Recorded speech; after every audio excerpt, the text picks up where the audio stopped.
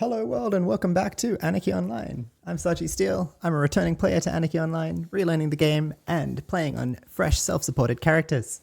I'm streaming Anarchy Online gameplay most weeknights and Sundays, US Pacific time. If you're interested in following along, reliving the game, seeing new Anarchy Online content perhaps you haven't seen before, I invite you to subscribe to my channel and come along the ride with me. This is episode 40 of our playthrough series on Lesk, the Opifex engineer. We're here in Scheoling. This is Upper Scheoling, technically. Upper Scheoling, which is the lower part of Scheoling, not to be confused with Lower Scheoling. Previously in episode 39, we farmed some ruby car diners. We got some sick loot, not really. Just some nanocrystals. Whatever. We farmed some Medusas, got some more Mies nano armor and some more gems and gold and stuff to turn into rings, so that's fun. Killed some Elysium diners, nothing dropped then. We spawned all of our pocket bosses. Not too much interesting stuff dropped from them, but we got a metric crap ton of symbionts. We went and killed some eremites to get some more crystals to make more pocket bosses. And we progressed our Scheoling quests a bit, and we finished off the last of the independent quests and nearly finished the scientist quests. So in this episode, I think I should be able to go for about 4 hours, see how I go. Maybe a bit longer, maybe a bit less. Looking to do Scheoling quests. We have 2 hours on our buffs. Do it for at least all of that time, and we'll head back to, we'll see how we're doing. Probably won't get to complete the Yatos quests, but I would at least like to finish the scientist quest line for good, get our ring of computing, and maybe progress the Yatos quests a bit further. So say hi to my org. I've been on Discord, starting later tonight. Been on a Discord with the Rubica roamers. They did a Hollow Island raid this evening, and didn't get it, but I think everyone had fun. I didn't manage to catch it, but had a good chat with them on Discord. So shout out to Rubica Romans if you're looking for an active org doing game content. Lots of people to team with. We've got 19 people online, live. Granted, maybe accounting for dupes, maybe 10 people online. Check us out. Friendly group of people. Find a team, etc., etc. Anyway. So we got about 4 hours. Going to do Scheoling quests. Going to do our dailies. Maybe do some more Ruby card diners. We'll see how we go. Don't have a super strong plan this time, but want to get into it. Get up my stream manager in case.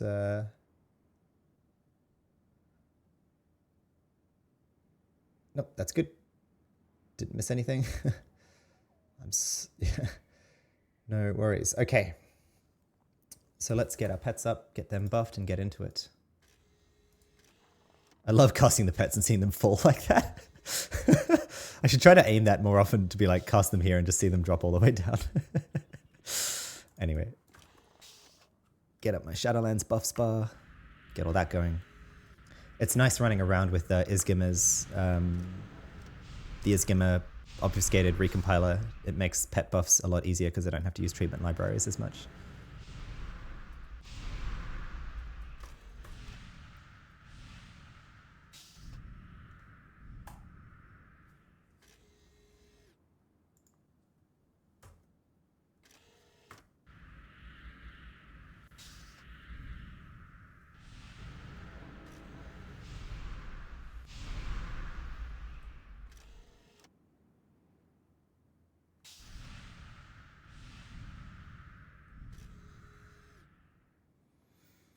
All right, done.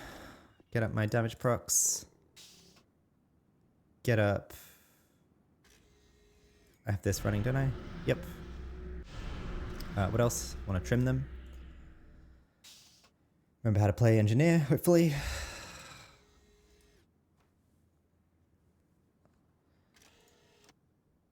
So yes, we're still at 150, and I was been receiving lots of questions about why are we still at 150? Why aren't we unlocking? Why aren't we progressing? And I want to.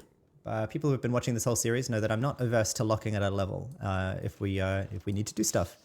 And I need to do stuff that 150 is a fine level to do it at, namely these shell quests. So that's one reason. Another reason is I want to at least try to get a Sector 10 team together at some point. And we need to be at 150 for that. We're also managing to work through our research, although really kind of scraping the barrel now with our research. But anyway. Actually, sorry, we didn't yet finish the independence. We have these shadow elites to do that. As well as... Right, running up there. Okay, I remember this. Catching up with where I'm at. Whoops.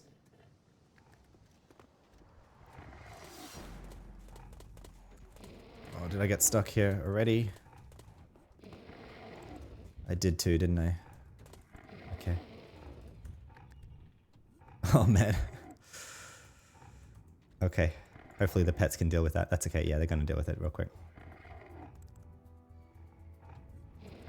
Well, this is embarrassing. Straight off the bat, get stuck here in the middle of...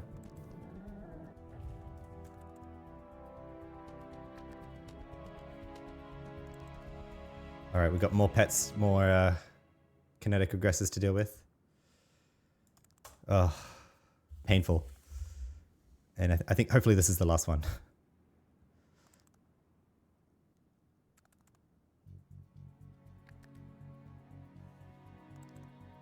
Oh no, it went on follow. Is it going to re-attack me, or is it going to... Yeah, good. If it does, if it doesn't attack me, then they should be able to bring it down. But if it resets again, I'm just going to put them on follow.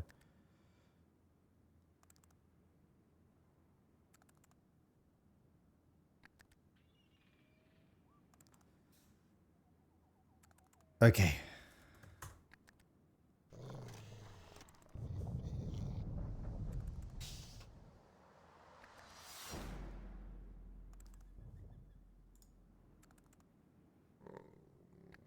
We will wait 30 seconds. I don't know if being attacked right there just reset the thing, but hopefully we will reset at the end of that time.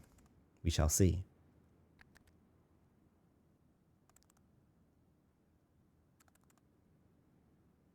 Oh.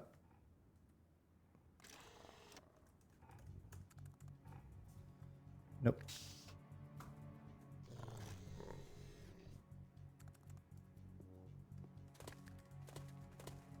I can't get out of here, can I?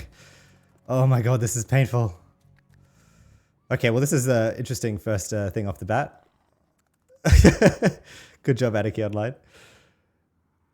Straight away, can we maybe jump up direction here?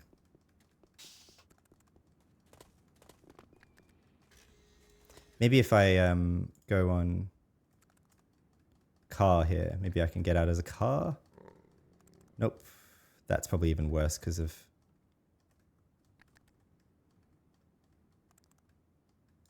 Nope, okay. Please don't tell me I'm going to have to terminate here. The stuck command will be available in 2 minutes. Excellent.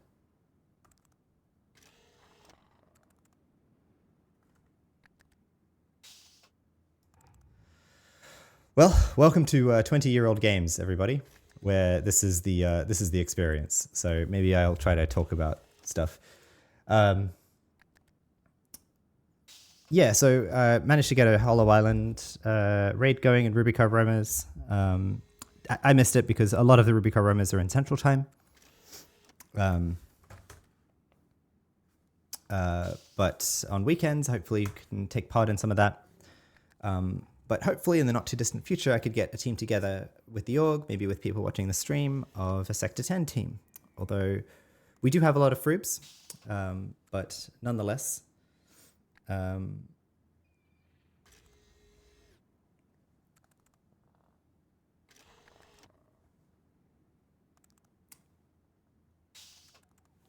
nonetheless, I think I have a good shot at getting a Sector 10 team together. Last episode, we did actually get to Sector 10, I think, or maybe that was in the episode before last, or the episode before then even. But it ended up just being me and Moody, a 150 keeper. So didn't quite work out, alas.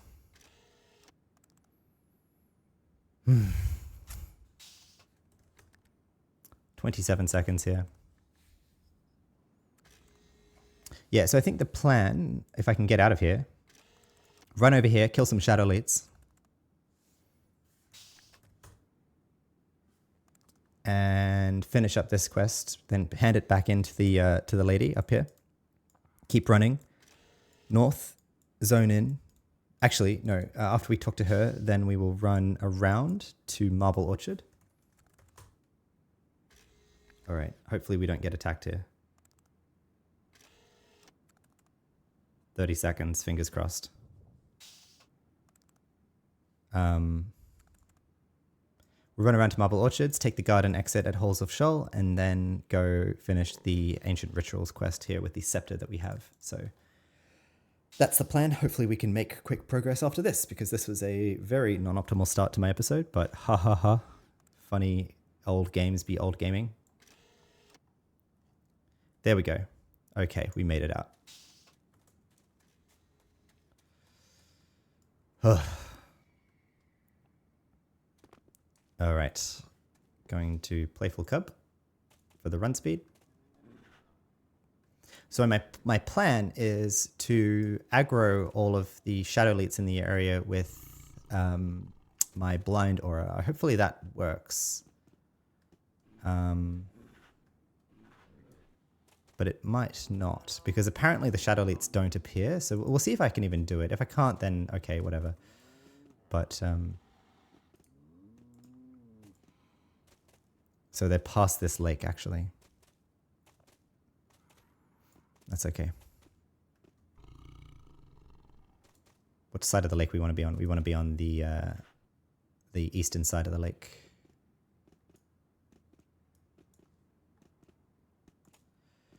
But yeah, another question that I've been asking myself is, like, you know, at what point and where and how do I want to finish up on Lesk? Not to say we won't get Lesk to 220 someday, but I don't think I'm going to be getting to him to 220 contiguously in this playthrough. So it's a question of where I want to leave him before we do. And an argument can be made to leave him at 150. And maybe I will. I think that the strongest factor here will be, am I still having fun playing him? And I am, because I'm got content to do, and I'm really enjoying the trade skills. Although 3 hours of trade skills is maybe a bit too much, but I'm very thankful to be playing on a character that I can do trade skilling content on and not like be turned off by something that needs trade skills to access. So that's the deciding factor. So we might end up parking him at 150, but I think I would like to get him to 154 to be able to roll some 200 missions, but I guess that's not necessary. 154 also, we can get in some better symbionts if we can afford them. And if I get into higher levels, then we could look at soloing things like the One, and the One drops some engineer-only trade skill armor. Oh wait, they're visible. Okay.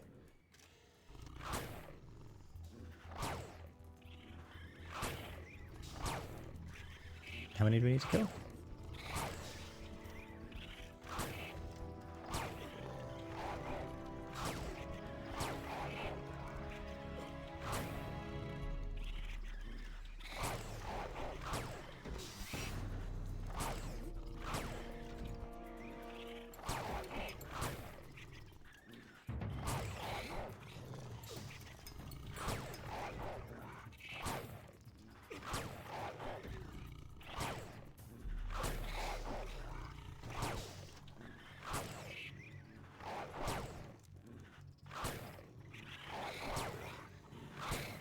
Hello, Mathematica. Welcome in.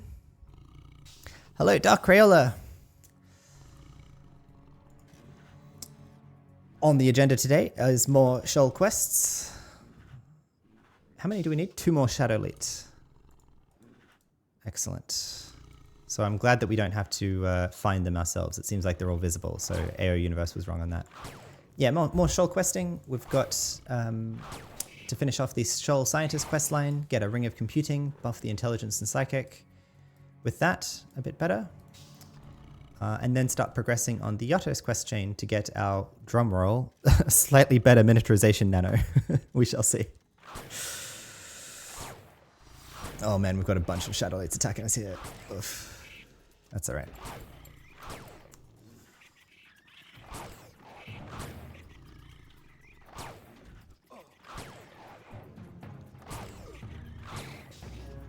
There we go.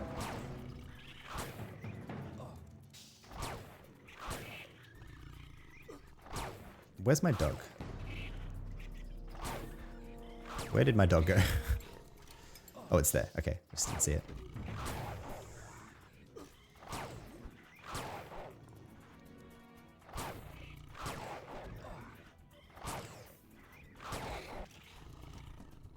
Yeah, more Shoal quests and our dailies as well. So we've got about 4 hours for that, so should be a pretty standard run, but it is what it is. Do I want any of these? I might. Yeah, like good quality level ones.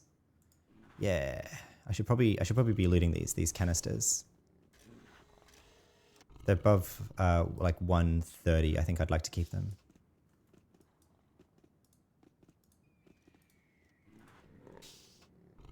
$154, yes please. 105, no thank you. 141 maybe. 150, yes thank you. Good. Where are we on bag space, by the way? Pretty tight already. We're on our 8th bag. Which is frustrating because we only just cleared all our bags, but that's okay. I think I might do the same thing again where I'll cycle in my trash bags out of the bank so we can keep running a little bit longer, so we can kind of centralize all of our bank management BS. So Crayola says, yeah, I have to do that quest line and then the knowledge of the Yatos. I don't think I want to wait till 217, lol. Yeah, I mean, I guess partly it's like if it's going to be useful for you, the nanos or the equipment that you get. So, but that metaphysicist nuke, right, is killer. So totally, I think the earlier the better, really. Where am I going? I want to bring my pets onto me and help me with the spider, please. I think I want to have to jump across here. Yeah, we're going to have to jump across. I don't want to have to deal with the spiders, so I'll just run through.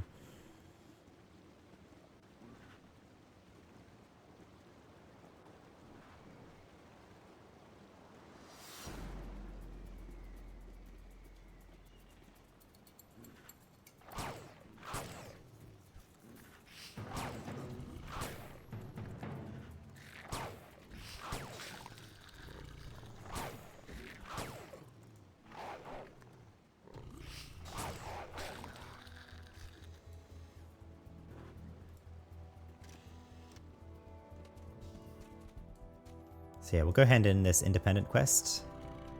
And this one's basically for the content. There's very little point to do these independent quests. I think at lower levels, perhaps it would have been worthwhile, but we are not at that. But I'm just doing it to basically see it, to try it out, see what it gives, see what it's like, if it's even possible. So where am I going? She's over there, right? Yes. Layla Salim, and this is the last independent quest that we can do, as far as I know. Wait a second. No, my bad. Okay, whoops. We have to go down to Layla Salim, and then I think we have to come back to Tessa Stewart to finish it off. So a bit more running. That's okay.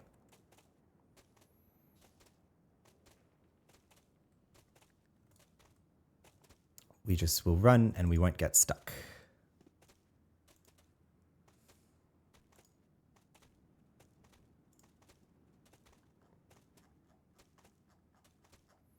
In case you missed the embarrassing first few minutes of this stream, I managed to get myself stuck in a rock formation here in Shoal I think in the 3rd minute of the episode or something like that. So, and then we spent about 5 minutes in there trying to stuck our way out while voracious horrors were attacking us. Or sorry, kinetic aggressors were attacking us.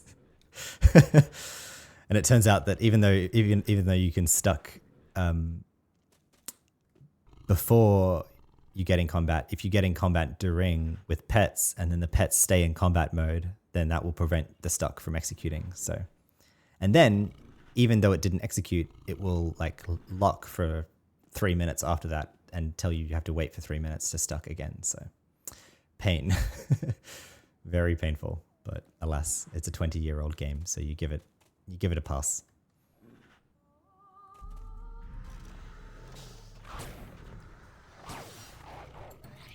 If I care to set up a proper streamer type thing with like an infographics and like on-screen displays and stuff. I mean, I know how to do that, but I just don't care to do it.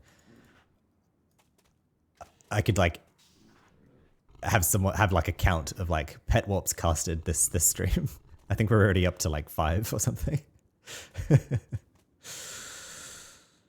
Especially here in Scheol, like you just like blink and the pets have gotten lost. Now, I don't want to go on this side. I actually want to go up here. But going up here, the spiders are going to attack us annoyingly. But that's okay.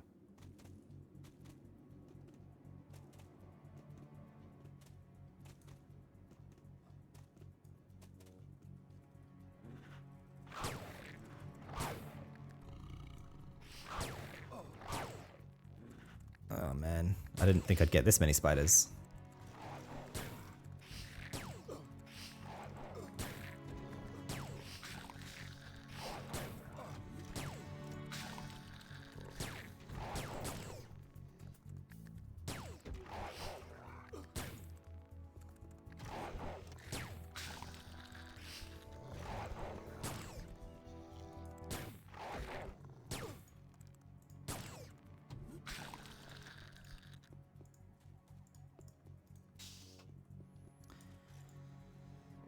Okay, Layla Salim is down here, I think.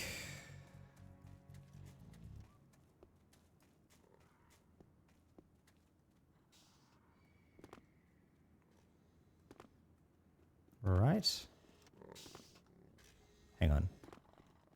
Hang on. Is she here? Yes, she's over here. Hello, Layla. We killed the Shadowlights. She eyes you up and down and speaks in an impatient tone. Yeah, you're back already? The Shadowlights shouldn't be a problem for you anymore. That's what I like to hear. You did good. I'll hold my end of the bargain. Here's your receipt, and you make sure to tell that woman she best stay far away from me. She scribbles down a confirmation of your delivery on a note and hands it to you, and then turns around as if you no longer existed. Oof. And she actually turned around from us too. Wow, okay, well, good to never see you again, Layla. You're welcome. All right, let's get in the car. Make us go a bit faster to get back now. Hopefully we won't get attacked. And let's not get stuck again. Jesus Christ. So that's the rock formation we got stuck in. And yeah, and that's why you can see why the kinetic aggressors kept attacking us, because we were in the middle of it. So if they just got in range, then they would attack us. And so we couldn't stuck out. Anyway. The more you know. Don't make my mistake, kids.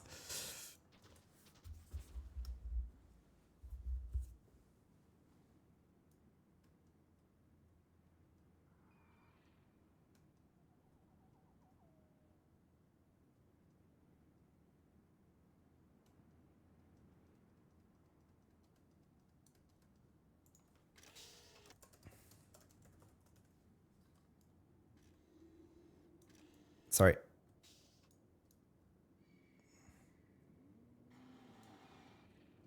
Go up this way. Let's kill this guy. I don't... Not exactly sure what his loot table is, if he has diners or something, but I'm just curious.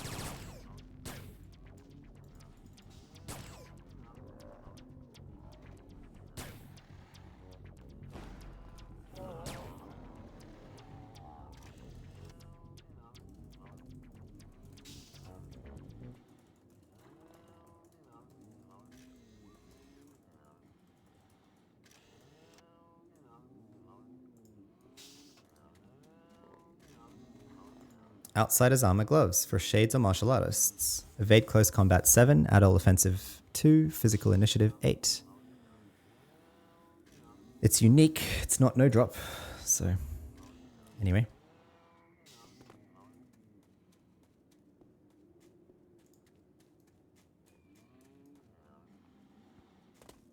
Whoops, sorry. I have to get back in the car. Nice with the higher nanocasting initiative. This car is almost instacast, so makes it a bit more bearable to jump in and out.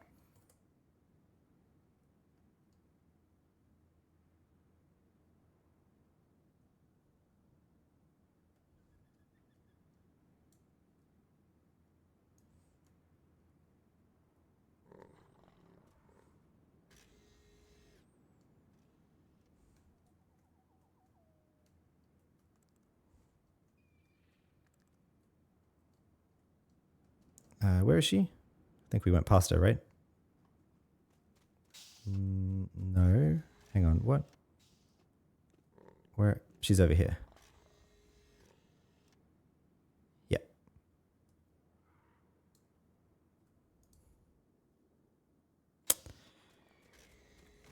Hey, how did it go? Here's the receipt. By the way, let's read about the receipt here.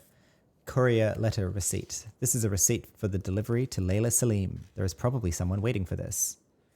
We have this quest to return the receipt, and we can see here we'll get 40,000 credits and up to 40,000 XP. So here's the receipt. She holds out. Oh, actually, she says, I hope, excellent. I hope it wasn't too much trouble. She's a firecracker sometimes. She holds out her hand, waiting for the receipt. Great. Thank you very much for helping out. I really appreciate it. I should get back to work now. I'm so late with today's deliveries. She smiles brightly at you and looks over a list in her hands. You could have told me you two have an argument. Oh, she said, huh? Well, what can I say? It isn't my fault, at least. If she can't handle competition, that's her problem, not mine. Anyway, thank you for helping out with this. Here's some credits as thanks. I really need to get started on the rest of this. Good luck in your travels. Alright, so now we are done with the independent quests of Scheol. So that's good, although there's absolutely no reason to do that. Like the credits and XP are both paltry, but it's just fun to see the content for me. Let's run around this hill now. Like I said, we're going to go around to Marble Orchard. We'll take the garden skip to Halls of Scheol.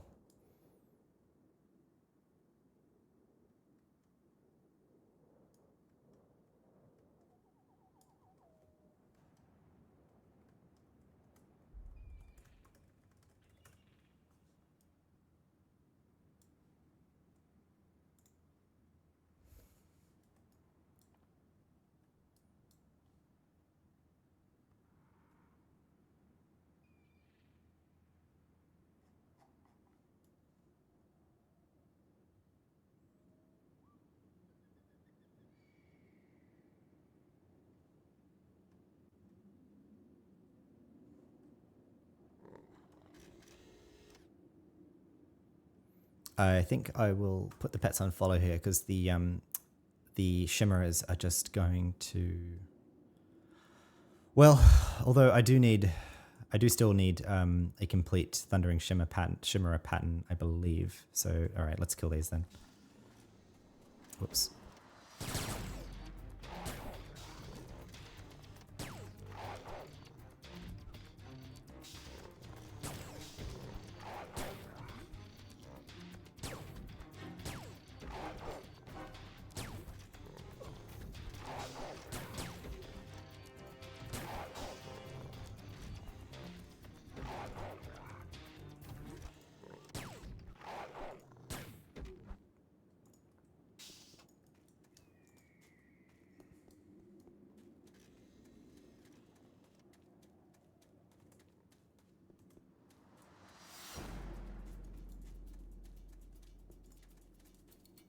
Here.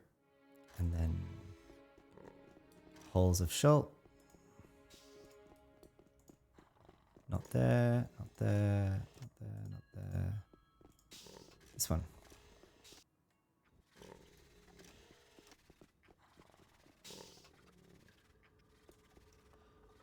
Just noting some people logging on here. I'm just curious, what are we looking at? Just if in case it's worth me asking for a doctor team.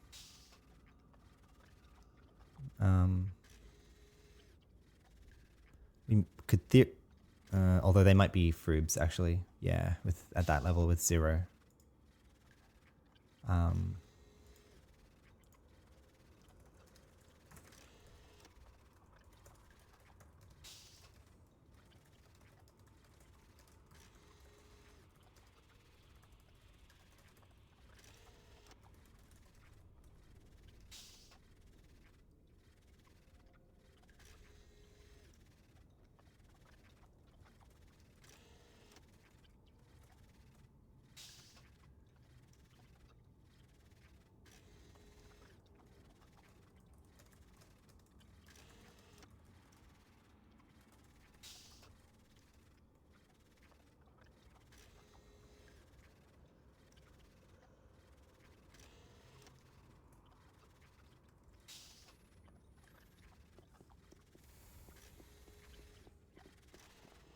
Just putting the post in org chat. May as well. Worth a try. Where are we going? I'm going to Ancient Rituals. I'm trying to find Ancient Rituals Part 2. Although Job scientists have found little proof of the Zan having rituals, the Yatos claim they did, and Dr. Darnell wanted you to get hold of an artifact for her that could possibly be linked to a ritual. So now we must use this Zan ritual scepter on the moss-covered altar, which is apparently just over yonder. There's quite a description on that. By the way, in case you're wondering what this sound is, the sound is that godforsaken thing. I don't know, like, does this have a backstory? Like, if there's a backstory to this fucking thing, I have no idea what it is, but I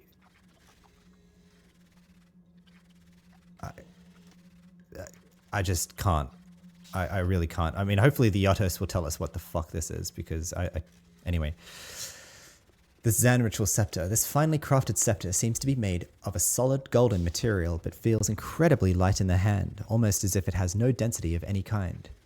It is carved with a series of Zan symbols that run in 3 hoops around its shaft. Each ring of symbols seems to have been decorated at some point with different colors of paint, but time has worn it away and only specks of the colors remain. The middle ring can still be made out as having been blue, but the rest are not discernible. Job research scientists have uncovered several later examples of similar staffs in Yatos culture. Unfortunately, none of the existing Yatos elders were old enough to remember the last time the staffs had been used, and refused the researchers' request to try and use them. Anarchy-online's content really needs editing and proofreading, but editing. The punctuation is broken everywhere. The spelling is broken everywhere. The grammar is broken everywhere. It's not like abominable, but it really just needs some attention to those things. It really needs some attention. Anyway, where are we going? Down here?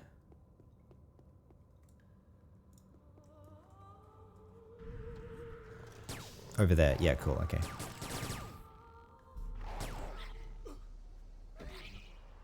Ooh, we got some damage here.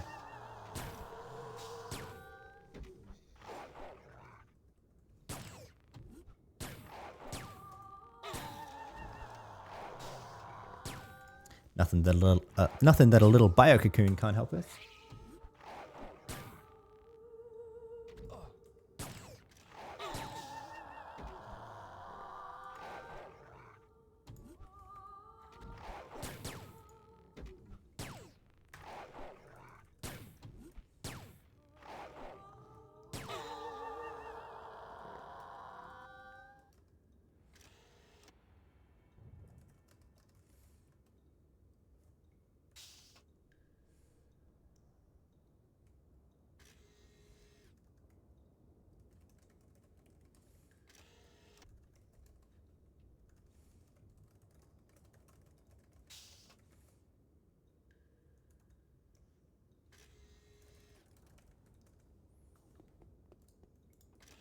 Do these drop anything? Nope.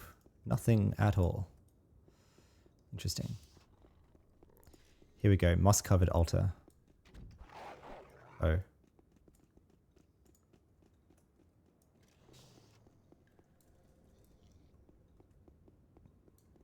That's all right. Pets can deal with that.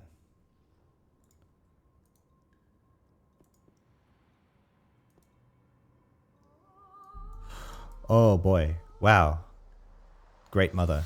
I see.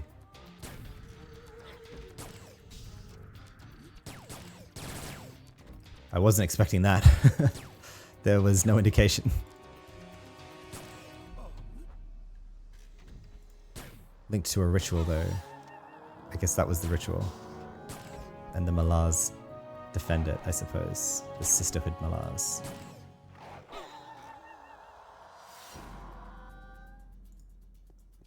Okay. Well, that wasn't very educational. And she didn't say anything. The Great Mother Malar. But,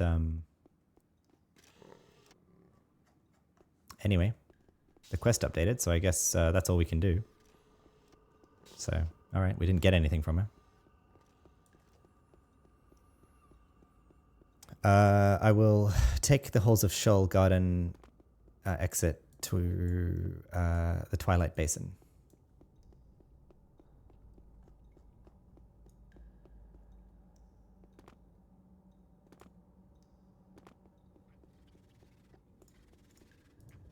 Like so. There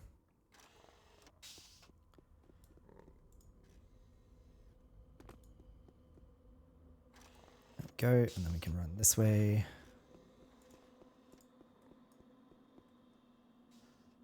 And actually, it's worth my while to go around here to be able to get up there without having to run around and kill all the spiders.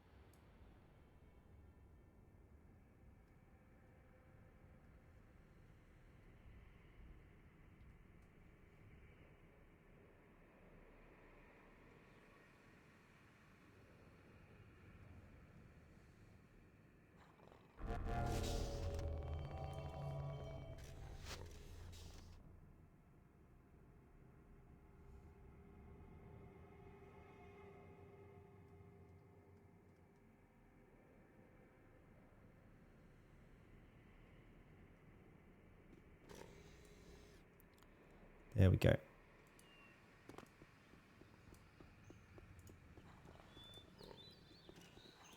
We're not at lag o'clock yet. Welcome back. How are you doing? She says. I would like to know more about their rituals. Our research so far suggests that they didn't have many different rituals, and we believe that most of their rituals were of religious character.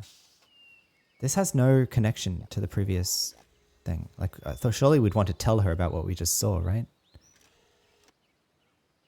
I guess Dr. Hestia told us about this, though.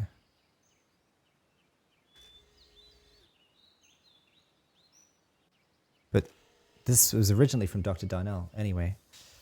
So she says, our research so far suggests that they didn't have many different rituals, and we believe that most of their rituals were of religious character. We have also found jewelry, like the bracer of the First Pact, that seems to have had the same function as the wedding rings back in the Holocene epoch. Wait, am I doing this right? No, this isn't Dr. Darnell. Never mind. My bad. Derp. I should read my quest even though I'm not doing it. This isn't Dr. Darnell. We need to take this to Dr. Hestia. Derp. I knew something felt off there. That's all right. All right, so how do we get back to Dr. Hestia most efficiently? Twilight Basin to, I guess, Temple Bog. All right, and we can kill the goaters on the way through.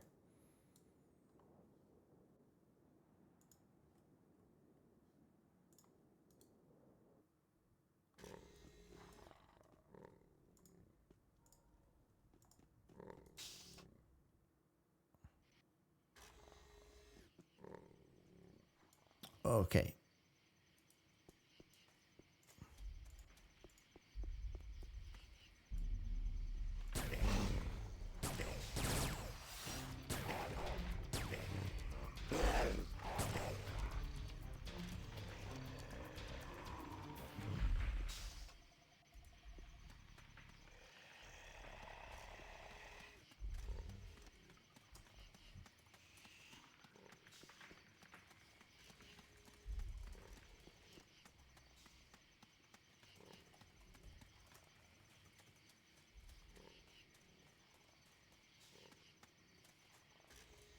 This one? Yep.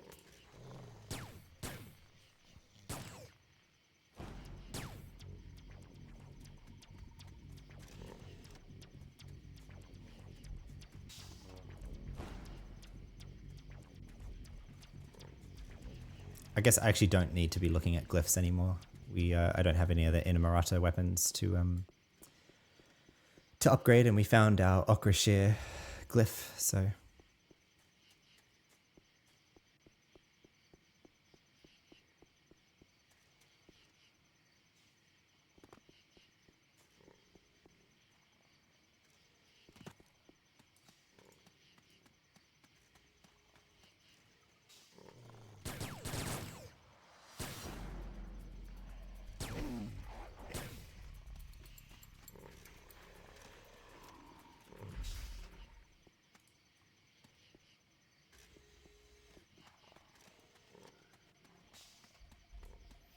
We did pick up another gunk pattern previously on the last episode as well. We also spawned gunk, by the way, so it can be done. Alas, gunk did not drop any symbionts for us. Or sorry, any useful symbionts. I think he dropped some like low-level feat support symbionts, so like woohoo. Anyway, that's a good quality level for what we need to make. Anyway, all right, we'll get on our way.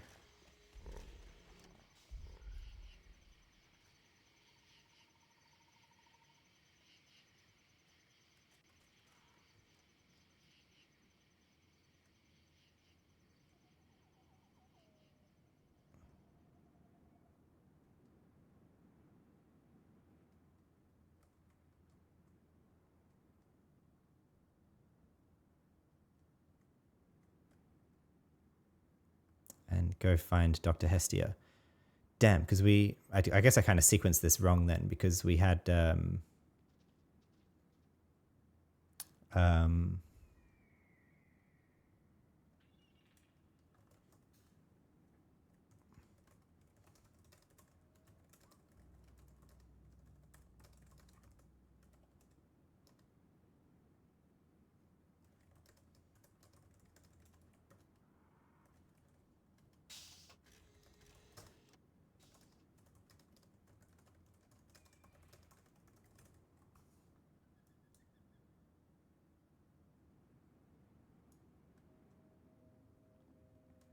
someone in Org was just asking about the Mantis Queen daily, and I'm saying that we could try it out as something to do here. Kind of diverged from the plan a bit, but that's okay.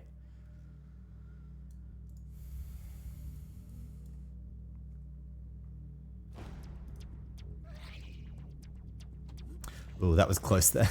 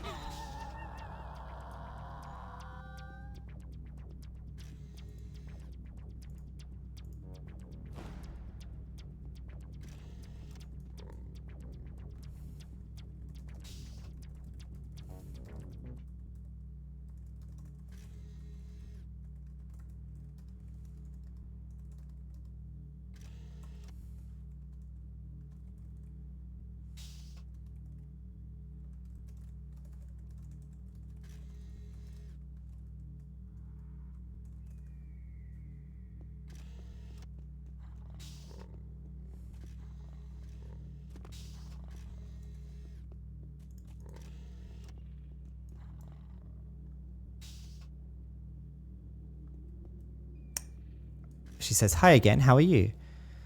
Right, so now we get to tell her, I'm not exactly sure what happened, but the altar erupted and a creature emerged. Oh yeah? I hope you still have the scepter and that it isn't damaged.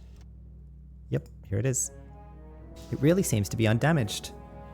Archaeological excavations are of great help to us when we try to establish the chronology of the settling of the Zan and their development. And the finds are of great help to the researchers such as Dr. Darnell. I'm sure she would appreciate it if you brought her this scepter.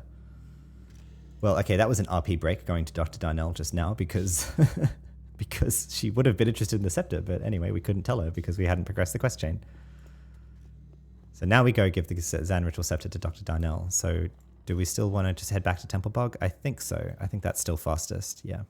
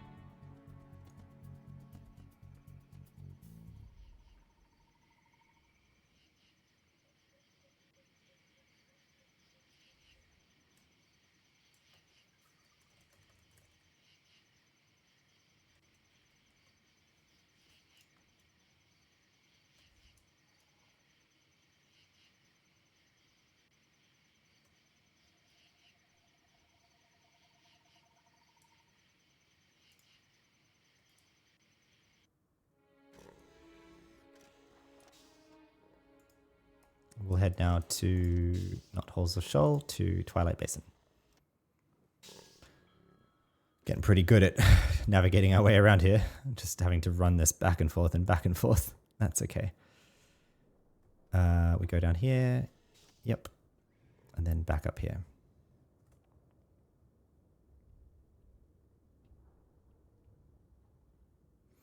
I feel bad for people who didn't get the Codex, because it's so nice for Shadowlands stuff. Like, given that the alternative is running, it's so much faster to be able to zip around in the Codex, even though it looks like crap. I'm thankful for the speed boost in running through stuff here. All right.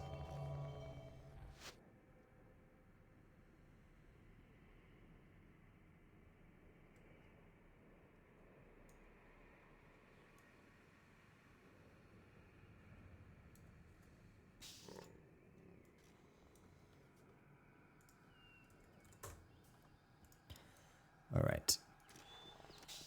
Hello, Dr. Darnell.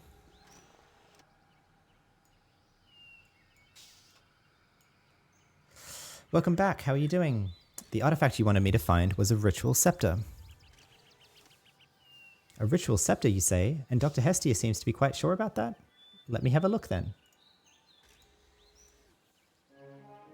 Thank you. I wonder to whom this once belonged. Do you have more questions for me before I take a closer look at the scepter? I would like to know more about their daily life. We believe that the daily life for the Zan was rather uncomplicated. The amount of ornamented utilities we have found shows that not only that they cared about the appearance of the things they surrounded themselves with, but also that they must have had some time on their hands to do this kind of work. If they would have been struggling to find food, they would not have made the plates from which they ate their food look like pieces of art. We have also found smaller animals that we believe were kept as pets. We have found carvings illustrating that the Zan were fond of pastimes such as pets. The bigger animals are never shown merely as pets, but rather depicted as hunting companions or as watchdogs. One such animal that we've seen illustrations of looks a lot like a creature called a canine mongrel that we have here in Scheol. I'm afraid I've never had the chance to take a closer look at one yet, but maybe you can help me? How can I help you? If you bring me the corpse of one of them to me, I might be able to learn something about their diet from looking at their stomach contents and their teeth. Right, and we actually got an embryo here for Anwin Guinea, so I'll keep that for another character for sure. It's handy that these aren't these aren't no drop. So, all right. Does she give us any sense where this? In fact, she wants 3. No, never mind. We need to kill 3 canine mongrels to get a single corpse. In the halls of Scheoling, where? Doesn't say. It doesn't say. Okay, well, let's just garden key 2 halls of Scheoling and we'll run around and look for them for a bit, I guess. And if I can't find them, then I'll look to the AO Universe Guide.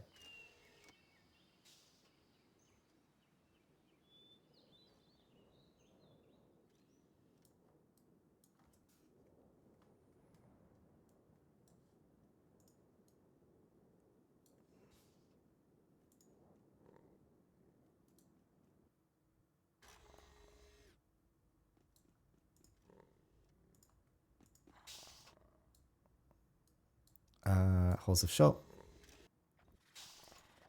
DPS. Cancel.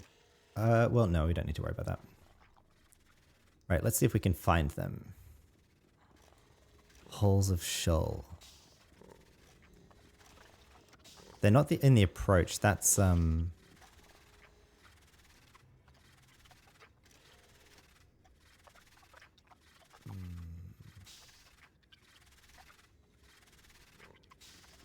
where is most likely going to have them? We've been over here. And we've run between here and here. So I think...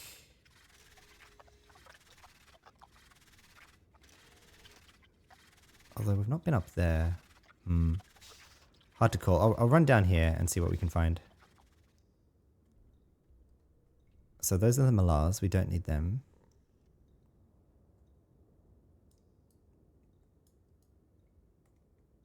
Twisted Shadows. Nope. But I think this is where these are actually going to be shadow diners, aren't they? Yeah, okay. Nope. Nope, nope, nope. All right. Just wait for them to hit me out of the car. Or not.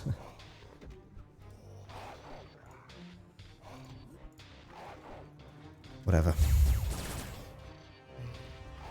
All right, I'm just going to look to the guide. Scheoling scientist.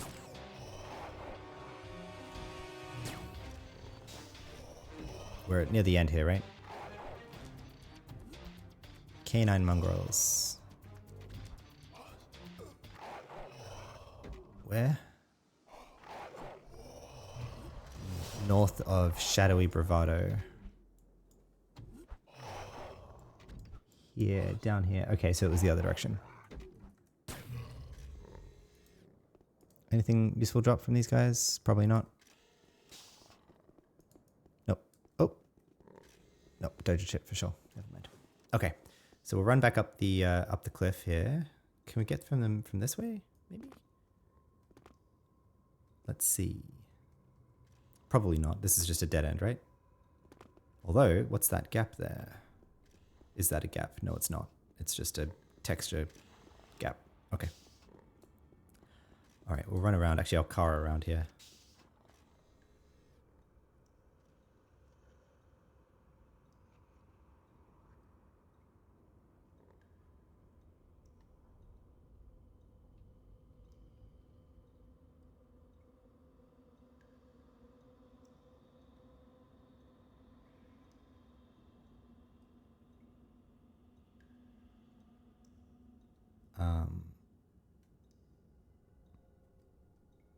Not in there. Not in there. I think we have to run up here, actually. Up and over, and then to the right. Although they might be down there, actually, huh? Yeah, I think that's a good chance, actually.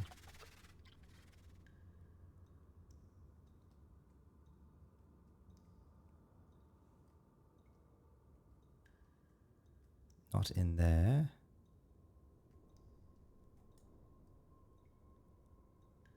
Oh, wow.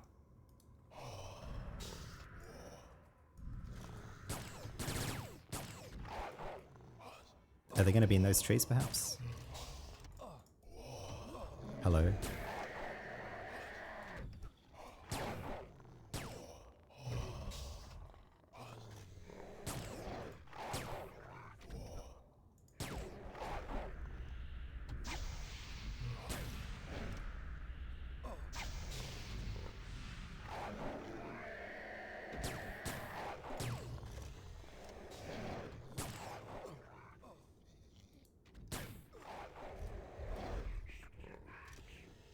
Does he drop anything good?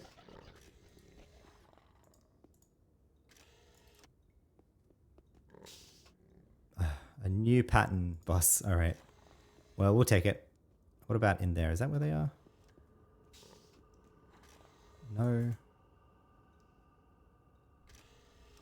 No, they're just north of Hacksaw and Raxor, so they're a bit further over, actually, aren't they? Yeah, they're like through here. We're going to have to fight through these shadows, aren't we? Yep. All right, we're going to fight through a ton of shadows. Whatever.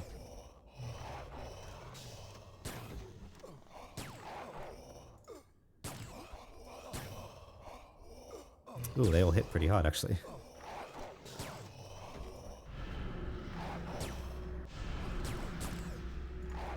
I need to remember to do that blind a bit more liberally than I have been.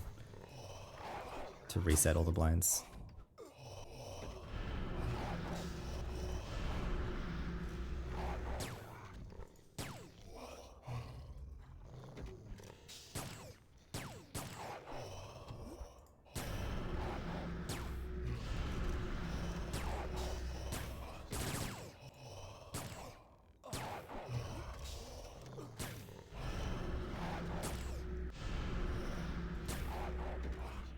That's part of my engineer gameplay I've not really internalized yet.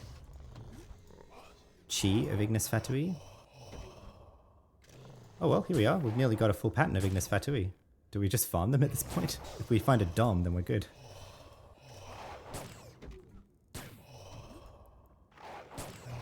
Maybe.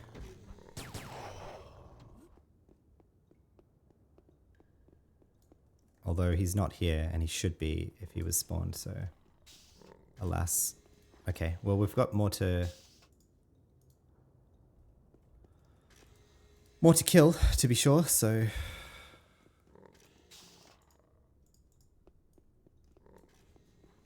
We shall see. Hopefully this is the right way for the dogs.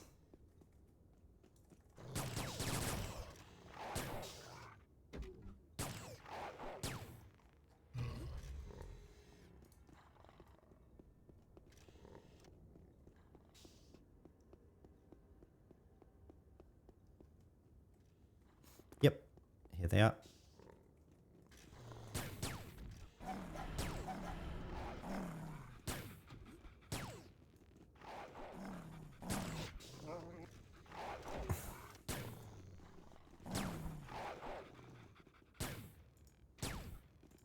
So these are related to the pets that the Zan once kept, apparently. Mm-hmm. Great storyline connection there, Anarchy-online quest designers. That's alright. And we just managed to find a corpse like that, and now we want to go back to Dr. Darnell, is that right? Yep. Okay, well... I think I'll just run through, and this will be faster than running back and trying to garden to Twisting Basin again. Yeah. Yeah, because it will pop out right here, I think. So that's fine.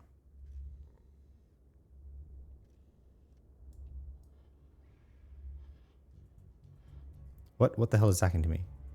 No, I don't care, actually. Oops, girder runts, we don't need those either. Oh, they knocked us out of our car.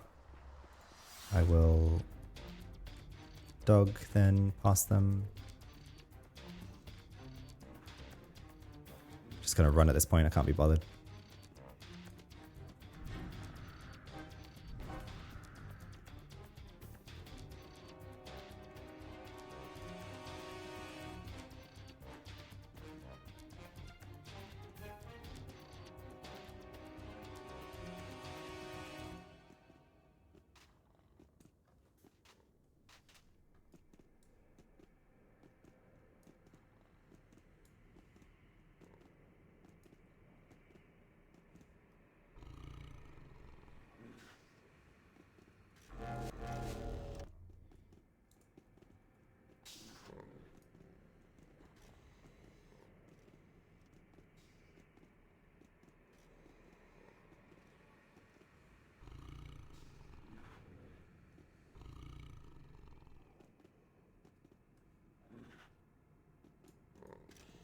So just from that quick glance at the quest guide, it looks like we're still pretty far from finishing the scientist quest line, but that's okay.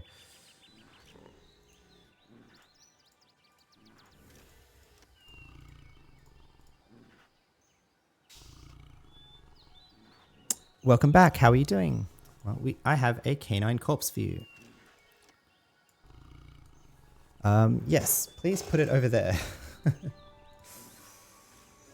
Thank you. I'll have a look at it in a bit.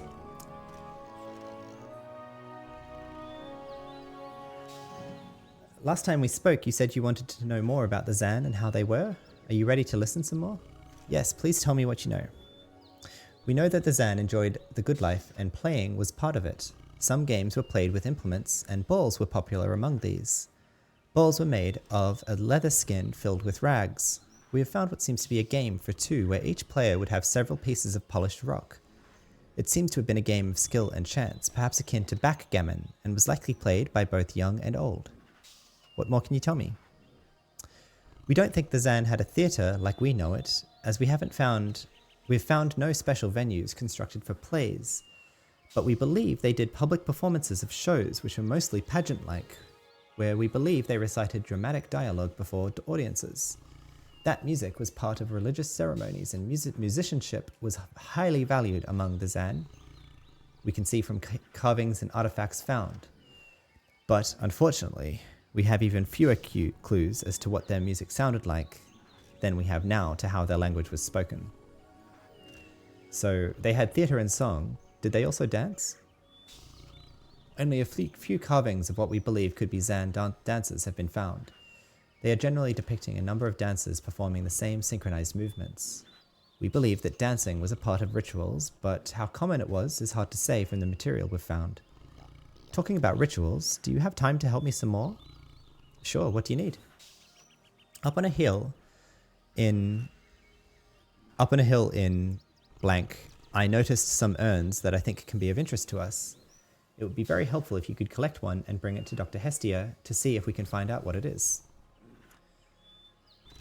Okay, ancient urns. Dr. Darnell has seen some urns on a hill in the Highlands. She wanted you to get hold of one and bring it to Dr. Hestia for identification before you return it to Dr. Darnell.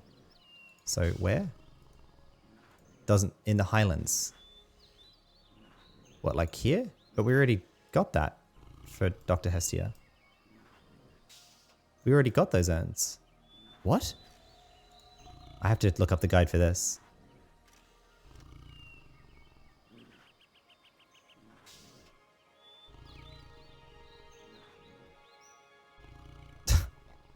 Okay.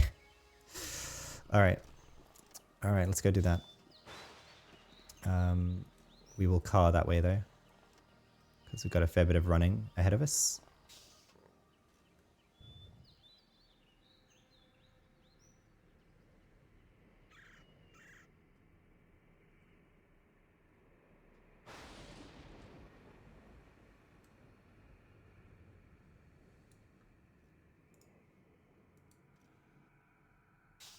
Come out at Temple Bog again.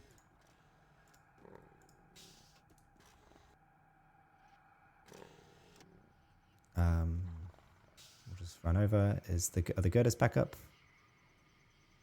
They are not. Okay.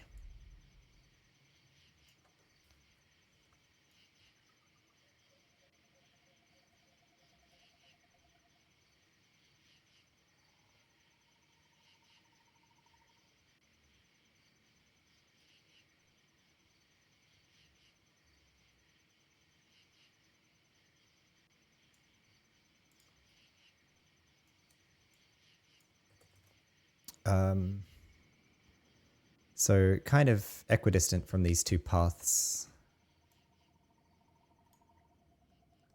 Near Kipper, it seems. So I guess I've run past it. I probably should have gotten this for myself first, but that's okay. It's on the way to Dr. Hestia anyway, so that's all right. Right, is it... Oh, it's like between these two, is it?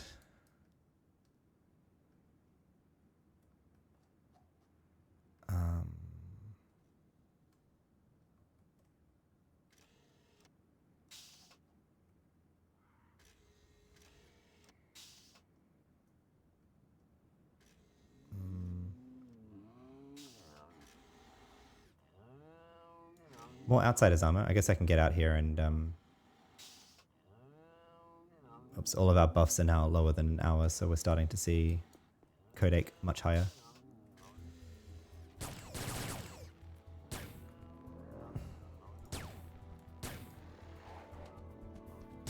Okay, it's a bit... it's like there, I think, so northwest of where we are.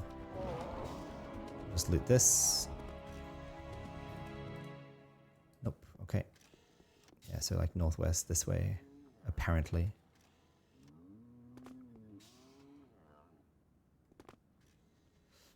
Otherwise I'll have to start tracking coordinates.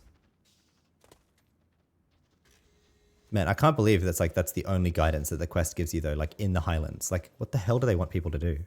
Just like run around in this field, just like endlessly looking for a fucking single urn. Like what? Anyway. So it's like right next to here, it seems. So probably gonna have to clear some of this, it looks like.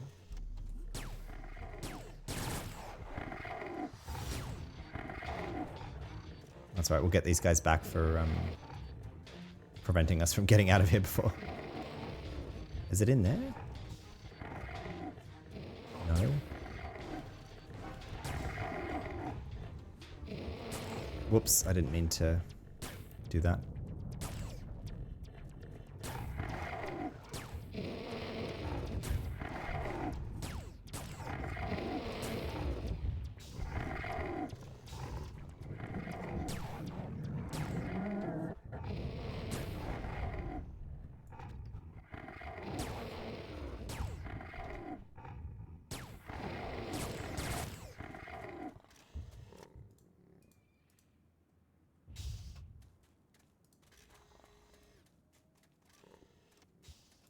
For reference, one of those kills of a deep green kinetic aggressor gave us as much XP as a single independent quest handed. So, yeah, the XP from those quests were not good. All right, so I think I'm going to have to crack out. It's okay. So apparently if we go right there, it's like in the valley, like here, it seems. But it's not here. So I guess I'll check the coordinates. Rocky, at the foot of a rocky hill at 955, 440. We're at 118, 507. So we're pretty close. If we go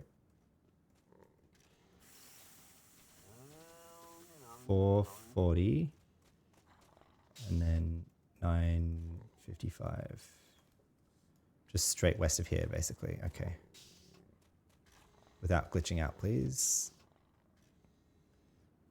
There it is. Okay, so it's among the kinetic aggressors. All right.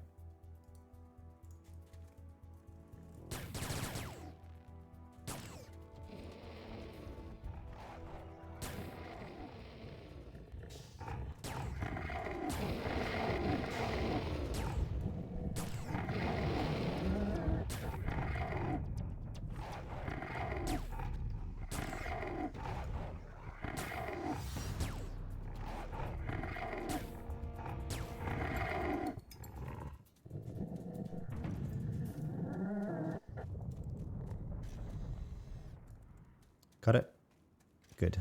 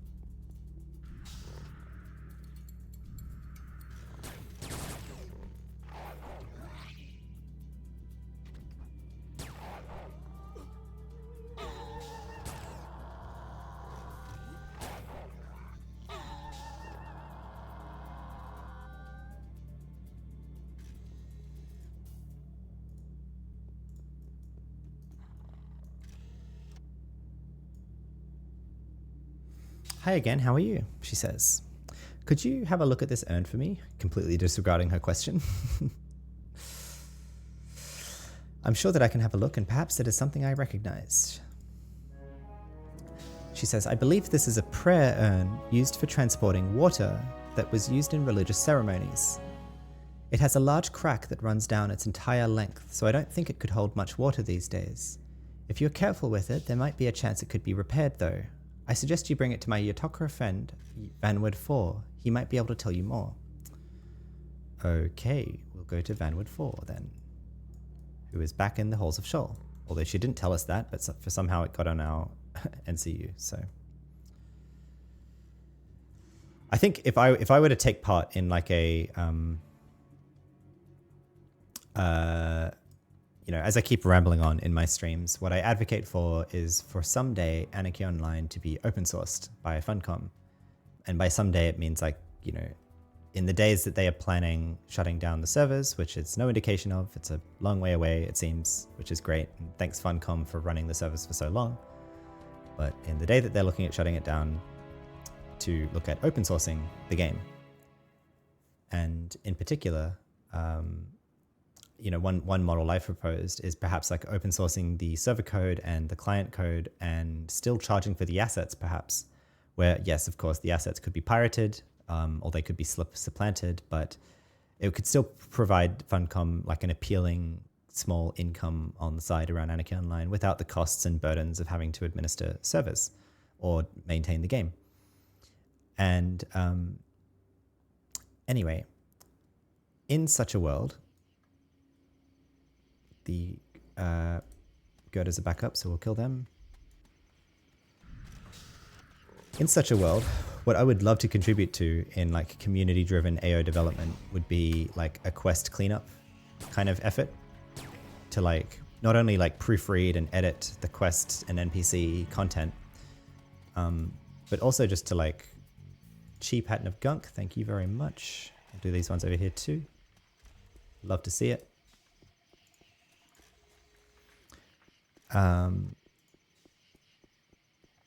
Yeah, so like not only proofread the quest content and edit it and maybe improve it a bit, but just increase like improve the humanity of the content. Like it seems, at least this quest series seems very disjoint, shall we say? Like the ways that the NPCs talk and the threads of the quests. It's very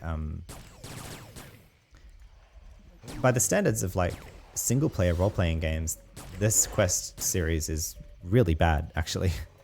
I mean, I enjoy it because I'm just a huge Anarchy Online fan, and I'm sure if you're watching this and listening to me ramble on, you feel the same, perhaps. Well, sorry, no, it's rare for people to enjoy Scheol quest content, but like what am I trying to say? Yeah, okay, I won't posit what you think of it, but, and I wouldn't necessarily say that I'm enjoying this, but I'm enjoying this, I'd say. It's fun to get to play Anarchy Online content and pay attention to stuff that I haven't. However, it's really not well done, I think, and it could use a lot of improving, basically, to increase the, you know, tie in these different parts of the quest. Like, what the hell does this water urn have to do with the scepter that we just had? Like, nothing at all. The only relation is that just like this urn thing popped into Dr. Darnell's head after we were talking to her. Like, literally, she just said, like, by the way, could you help me with something else? And then this is just a completely separate thread. So, you know, a good quest design, I think, would be where there's some sort of thread between all of these. Like, I don't know, maybe she's putting together like a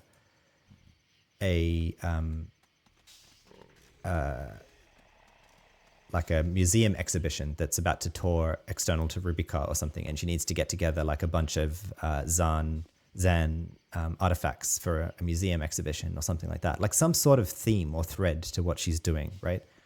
But as yet, it's just really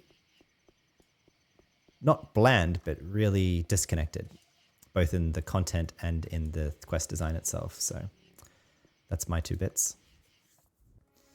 And I'd love to improve that. I think it has the bones of something that could be good, as much of Anarchy Online does, but it just feels quite empty at the moment.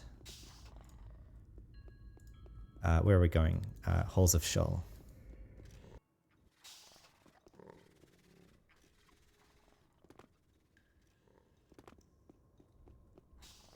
Then over here.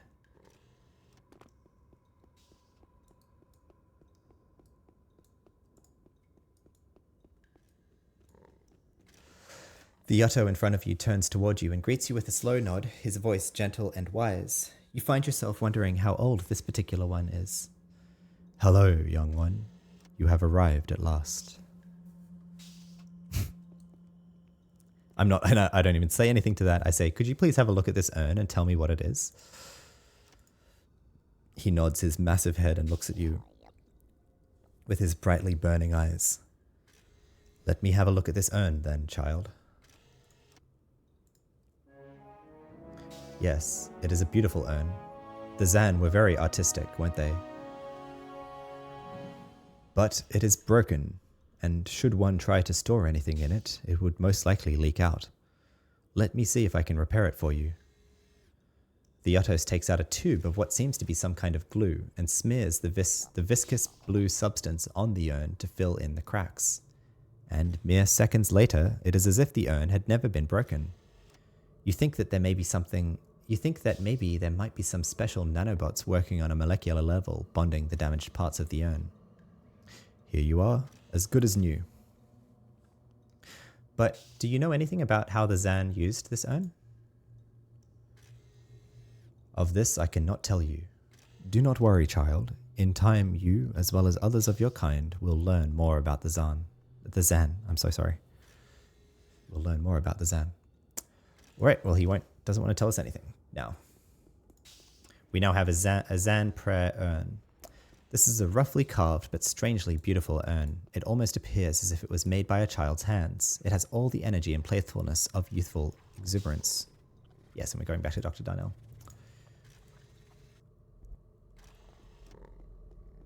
It has all the energy and playfulness of youthful exuberance, yet it also bears intricate and clever and clear carvings that show great artistic talent.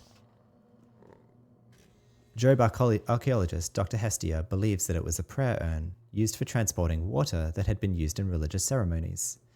The Yottos would not give any elaborate answers when asked to identify the urn, but seemed to agree that in all likelihood the urn had once contained something.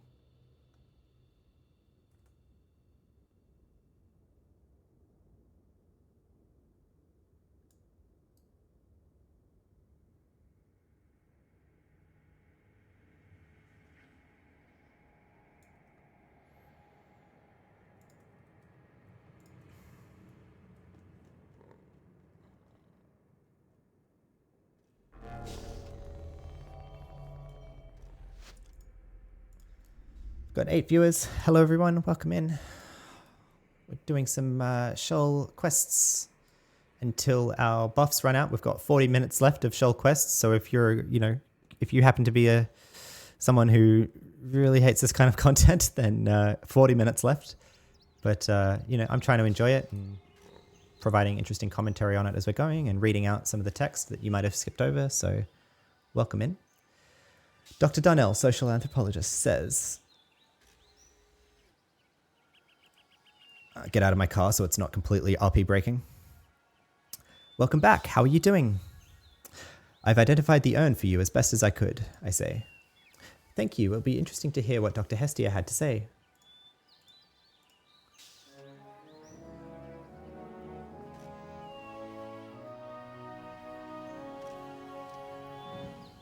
She says, its very intricate carvings make me think that it once contained something of importance to the Zan. And Dr. Hestia thought it had been used for transporting water for religious ceremonies? But we could not get this confirmed by the Yotokra? Well, I'll try to contact my sources and see what else there might be to learn about this urn. Thank you for helping me. So, anything else I can do to help you? Actually, I can't think of anything. You've been of much help as it is, and for this, I thank you. I'll make sure to include this in my reports to Job. If you want to do something else here in Sheol, I suggest you go and see Dr. Hestia. I know she's very busy these days and could probably use some help. Alright, I think that's the last step of this scientist quest chain, I believe. I mean, never say never, but I think we're finishing up this now, so. Anyway, good to help you, Dr. Darnell. I guess we'll be back to talk to that Yatos at some point, but that's for another time.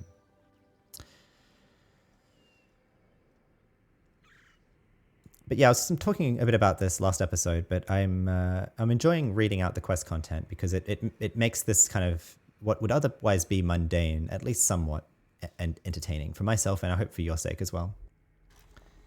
Consider this me trying to make a bit of an AO, well, not an AO movie, but a an AO playthrough in every sense of the word right now. So where are we going? Temple Bog. Yes. And I intend to do this kind of this style of gameplay across all Anarchy Online content on my Metaphysicist, and I just wanted to kind of practice it now on Lesk, even though I haven't been playing this way on other content mostly. I just over the weekend I wanted to have fun by doing this on Lesk now, and warming up my presentational skills a bit more and trying to roleplay a bit better with through these quests. So that's my thinking, and that's why I'm reading out the quests rather than just like clicking through them as fast as possible, which I know myself and 99% of players probably would in this case. But in my case, with the stream a stream with me and all of you with me, I'm feel incentivized to take my time and read through it.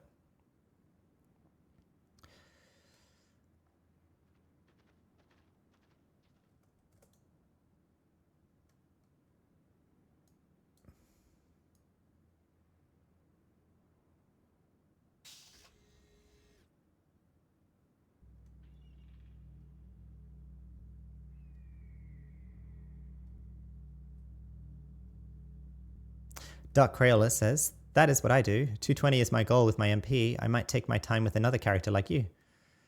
Yeah, I mean, it's definitely a game, like as we're seeing here, it's not like being held up to standards of like other RPGs. I think Anarchy Online is not... The content part of Anarchy Online is definitely its weak point. So it's not wrong for people to kind of just blitz through the content and just see the content as a means to getting fat loot to, be better than other people. It's not wrong to see it that way, really, because if the game is, for the most part, it feels that way, where the game also almost expects you to just blitz through it. Like, at least in the case of this scientist quest chain, there was really nothing there threading it all together. So quite disappointed in it, really. Even paying attention to it.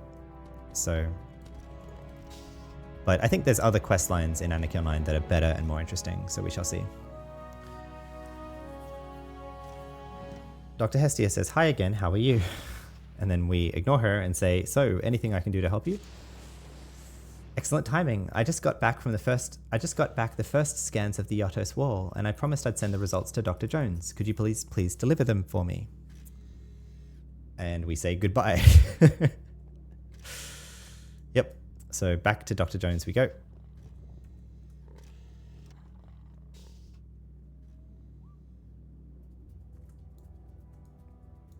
Hello, Sassy Sasha 92. Welcome in.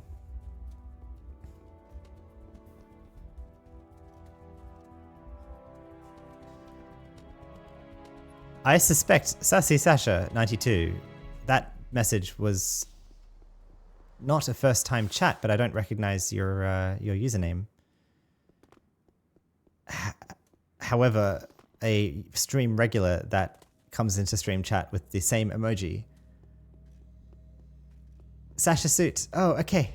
Welcome in. Yes. Hello. I was nearly going to guess. Are you Hellersion on another Twitch account? Because Hellersion just does the exact same thing. But never mind, if you don't know who Hellersion is.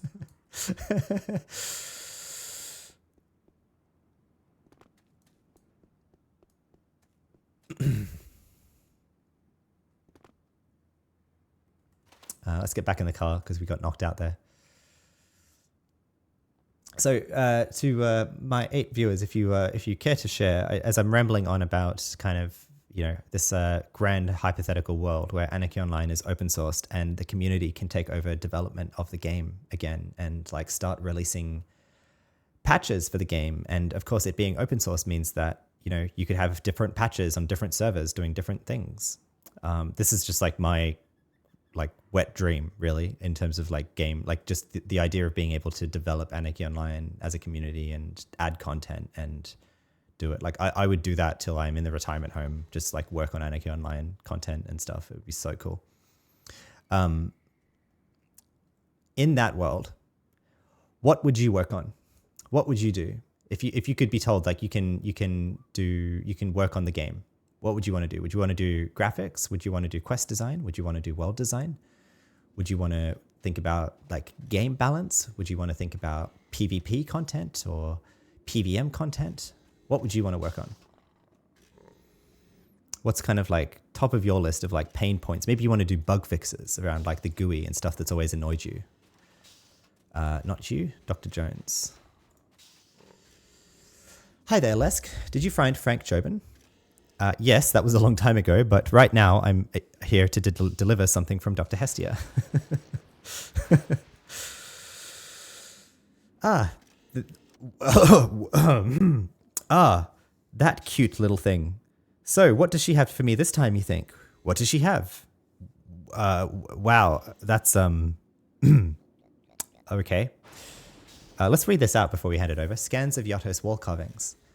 Job researchers recently discovered a complex series of cave paintings in collapsed tunnels below Scheol. Nano-enhanced ultrasound scans allowed them to piece together a complete image of the paintings. They appear to have been created by the ancient Yatos. The painting itself is a wonder of ancient art and spans over 34 kilometers of cave wall. Dating processes suggest that they were completed over several centuries.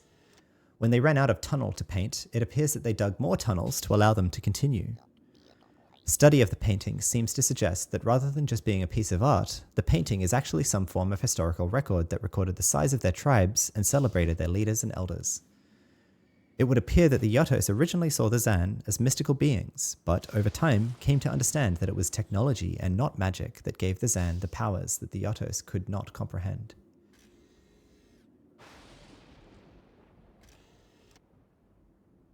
Huh. I don't know how that comes. I mean, that's an interesting observation from the scan item itself, but that's an aspect that I never really coined. Like, if you pay attention to the Yatos, like the Guardians, right? The Guardian faction, they are fascinated with technology. That's why they have the tool vendors and they collect a lot of stuff like, big, lots of cribbing on Star Wars here with the Jawas, right? With technology kind of hoarders. And that's really what the Yatos are as well. But it's interesting that perhaps they took that fascination from their recognition of looking up to the Zan and what made the Zan powerful, that they saw the Zan's technology as what made the Zan effectively gods to them rather than magic. So interesting. Anyway, let's hand that over.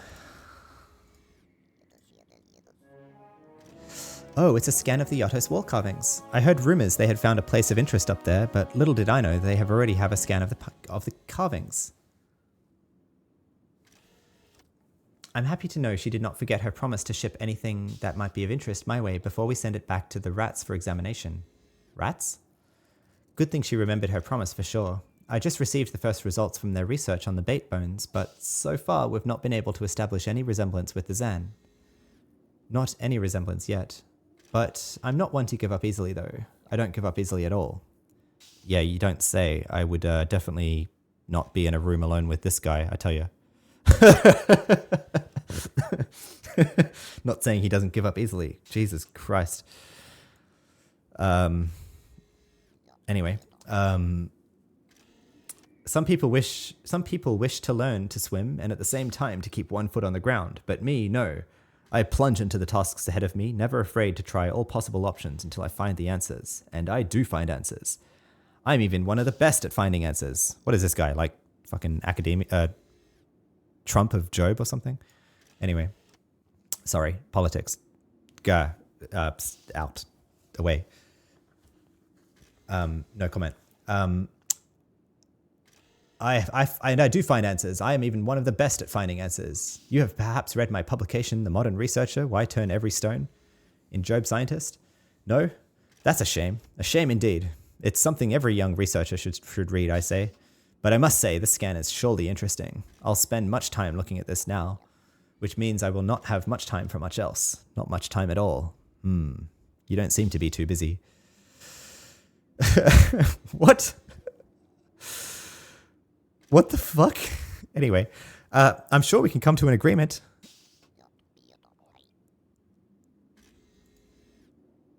We recently discovered that some creatures here have old DNA information stored in their nuclei that go all the way back to the... Wait, what? Right. I don't understand the connection here, but I think he's giving us a job. He's just segued into a job here, if I'm understanding correctly. Yes, okay. So he says, we've recently discovered that some creatures here have old DNA information stored in their nuclei that go all the way back to the cataclysm. There might be information found in these nuclei that can lead us to find out what happened to the Zan when this enormous disaster hit them. There might be vital information indeed. It seems quite clear as ice. It seems clear as ice that something this big must have had quite an impact. Quite an impact. There are almost no structures intact from that period. Almost no buildings or other structures. It is very hard to do research here. Sometimes it seems as if the important pieces are missing. Big pieces missing. Well, let's hope the Eremites can tell us something. They better tell us something important the way they are hiding. That's so weird. Okay, so he wants us to go kill crusty Eremites to get a hold of their nuclei, which will hold, and the DNA of that nuclei will hold information about the cataclysm. More disconnected quest content here. Anyway, nothing related to the wall carvings that we just gave him, but whatever. So in fact, that is something we've already picked up. We already have the nucleus of crusty Eremite. The positively charged central region of an atom composed of protons and neutrons and containing almost all the mass of the atom. Okay. And so you return, my friend. I found the nucleus you requested, and I have it already, in fact. Excellent, my friend, excellent. I am not your friend, pal. I'm not your friend, buddy. Yes, one way to get genetic information is to look at the nuclei found in creatures here in the Shadowlands. Yes, you've already told us that. We've recently discovered that the DNA information stored in the nuclei can tell us about the population's growth and reproduction, and some of them can even give us information about the Zan that go all the way back to the Cataclysm. This small nucleus that you just brought me can perhaps tell us about the population growth. It is fantastic news. So, what can you tell me of the Zan? Dr. Hestia once told me about a place far north. She says it is one of her favorite places here in the Shadowlands. Pretty girl, that Hestia. Clever, too. Clever. I've been up there myself once. It is quite a walk. Quite a walk. What is this guy? But what about the Zan? The Zan? The Yotokra claim the Zan were once playful beings, but there is little in their behavior today that supports this belief. Very little in their behavior. I guess a war that has been going on for that long would probably take the fun out of most beings. Who would want to create something beautiful if revenge is their only thought? Exactly. Who would create anything at all? Up north, you can see the remnants of the big structure that is very atypical for Zan style we mostly see here in Scheol. We believe that as they progressed as a species, architecture evolved from being merely vernacular into a more artistic form. I'm sure Frank could tell you more about these structures. Frank Jobin, that is. Okay, so back to Frank Jobin. Dr. Jones told us to contact Frank Jobin. He's looking into the different structures found in Scheol and is currently looking into how they still seem to be running after all this time. All right, so back up to Frank Jobin. Dark Crayola, in response to my question earlier about what on open source anarchy-online, what you would choose to work on. He writes, PVM content, move dungeons during the leveling, so we aren't just pigeon-toed into Subway, Temple of the Three Winds, Foreman's, etc. Also, group instancing would be nice to not have to contend with others for mobs for missions, elite missions, etc. Yeah, absolutely. Absolutely. There's a lot of low-hanging fruit there. Even just providing options, right? Like maybe give players an option. Like, do you want to be in the public instance of Subway or do you want to be in your own team's instance, right? Something like that. Or maybe just a solo instance. Like that would not be hard to do at all. And, relatively speaking. And I think would improve. That's a great idea. That would improve the accessibility of the game a lot more. Like if you just want to solo Temple of the Three Winds and you want to have it to yourself, like go for it, Absolutely. Dark Rayola says options would be huge and fun to have the choice. Yep. And also, that's an appeal of open source AO to me as well, is like this stuff is like not just very like per options you could like program into the game, but also like different servers would have different forks of Anarchy Online, right? Or different patch sets that would like, maybe you want to play on a server with different whatever. Like it would just be so cool. Anyway. Sassy Sasha 92 Sassy Sasha 92 writes to this question. I earn my living being a game artist in real life, and AO's art style is one of its major draws for me. I love it, and there's really just not much like it. I've played with the idea to do an AO-themed 3D project, but it would be quite challenging to create something that fits into the existing universe, not only in style, but also art complexity, i.e. mimicking late 90s, early 2000s game art. So far, it's just a nugget of an idea. Oh my gosh, that's so cool. That is so cool. 100% with you. AO's art style is really, really cool. It is dated, but it's there's so little like it. It's just it's so unique. It's so unique. They did such a great job, and especially for the time, but even still it holds up, I feel like. Not being a stickler for like, poly counts and texture depth, but yeah, it's really cool. And like if you follow games like the Bethesda games, right? Like they are extremely moddable and extremely accessible. And like one of the very common kind of mod packs that you see with that is HD texture repacks, where people have taken the textures and like run them through programs to basically reproduce like a higher definition texture sets for the game. And like, even improvements like that would be kind of cool. And you could like do that pretty easily as well with an open source base. But yeah, there's so much like, I mean, you'd definitely be,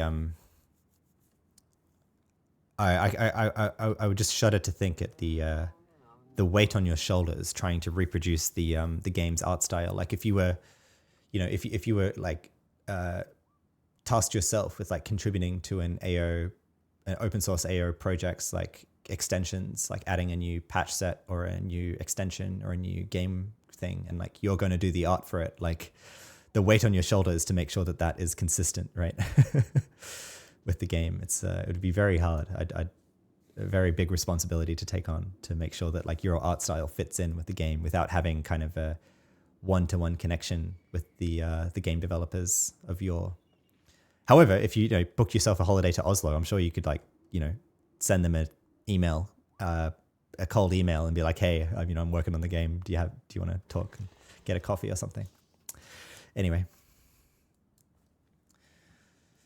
Just to talk wouldn't help you get the art style, I guess, but they might have materials they could give you or something, perhaps. I've always been surprised by people in the industry. I'm sure you know this, Sasha, working in the industry as well. I don't work in the game industry, but I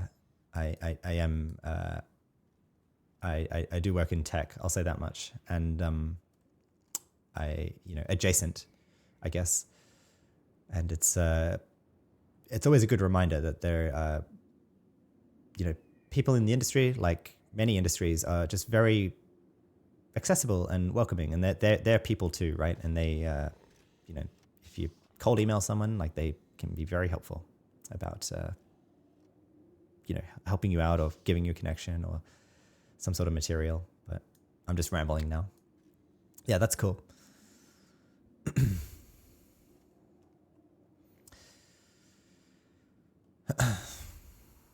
All right, so we're making the big run up Shoal again to get to Frank Jobin. There's no good garden stones around him, so I'm just running this way.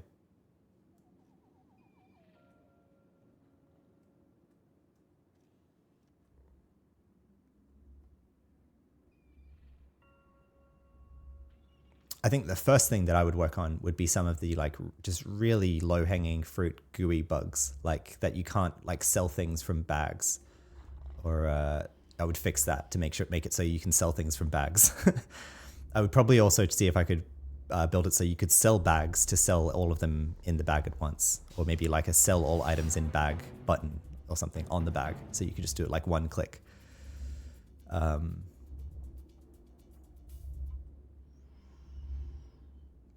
What other gnarly GUI bugs? Like the fact that if the game crashes, it loses all the GUI settings. Like I just want to put in like a 5-minute autosave for the GUI settings just while the game is running, so that if it crashes, it remembers your GUI settings for the up to 5 minutes ago. Like that would be so easy to do, and would save so much pain. I would definitely try to like just focus on paper cuts initially. Like that. But then, yeah, I'd want to think about content as well. Like, just adding content. Like more quests, more little places. Like I'd want to add depth to all the cities. Like, little holes in the wall or little houses, or, just random quests like that just give the place a bit more depth. Like I say, I'm a big fan of the Elder Scrolls games, and I'd want to propose doing some stuff a bit like that, where it just makes you feel like you're in a larger city with more things to do and more NPCs and more depth like that. Frank Jobin says, "Did you find Dr. Hestia?" Yes, I did. How are you doing? Catching up with our old pals now. We're doing well so far, continuing to examine the old structures of the Zan here in Shull, We believe the Zan built a network of enormous structures to reach into what they call the Source, to extract and transform it to a form of energy that they could use for their own means. There are actually some examples of this technology in the northern areas, but we have trouble continuing our research up there. Anything I can do to help? Well, firstly, the rafters are a serious security risk, and it's dangerous for us to get up there safely, but we have managed a couple of expeditions under security escort. The real problem, though, is that the strange spirit creatures seem to have a habit of stealing parts from the machines. We were able to scan and even dismantle some of the machines, but we could only get so far in our analysis because there would be components missing. It's impossible to put together a jigsaw puzzle without all the pieces. If you could retrieve some of the missing parts from the thieving spirits, it might give us a better chance of understanding the Zan technology. I'll help you. In fact, we've already done that.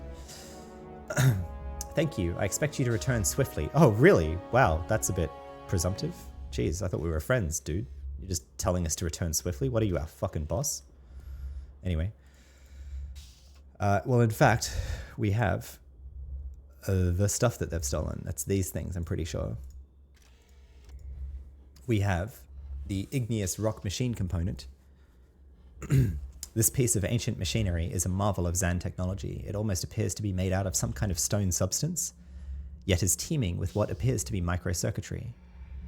It is almost as if the circuitry was carved into the rock itself. There appear to be 2 plugs or slots in either side of the device, suggesting that it was once part of a much larger machine. We have the advanced alloy fuse. This appears to be an ancient device that served as a fuse for some larger machine. This one would appear to be intact and in working order. Basic scans cannot determine the composition of the fuse wire itself. It has a complex atomic structure and, in theory, would have been able to work within a machine that generated vast amounts of current and heat. And we also have the crystallized notum circuitry. This appears to be a circuit board of some kind. It is made from a crystalline substance that feels cold to the touch. It's almost as if the circuit has been carved into the crystal itself. It does not bend and seems to be very robust. Basic scans show that it almost completely conducts any heat that passes through it. It was obviously once a working circuit that was part of a larger machine. You can clearly see the remains of connecting wires loose around the edges. So I think this is what he's looking for. Did you find any of the missing parts? We could say, yes, yes, I did, and how are you doing? Or I could just say, yes, I got a few machine parts for you. I hope they're what you're looking for. I think I'm just going to say that. Yes, I got a few machine parts for you. I hope they're what you're looking for. Thanks. Just hand them over, Lesk. All right. Not very friendly, this guy. Thank you for your help. I want you to have this ring. I hope you'll find it useful. You know, I find it strange that the machines still seem to be working. Missing a B there. Still seem to working.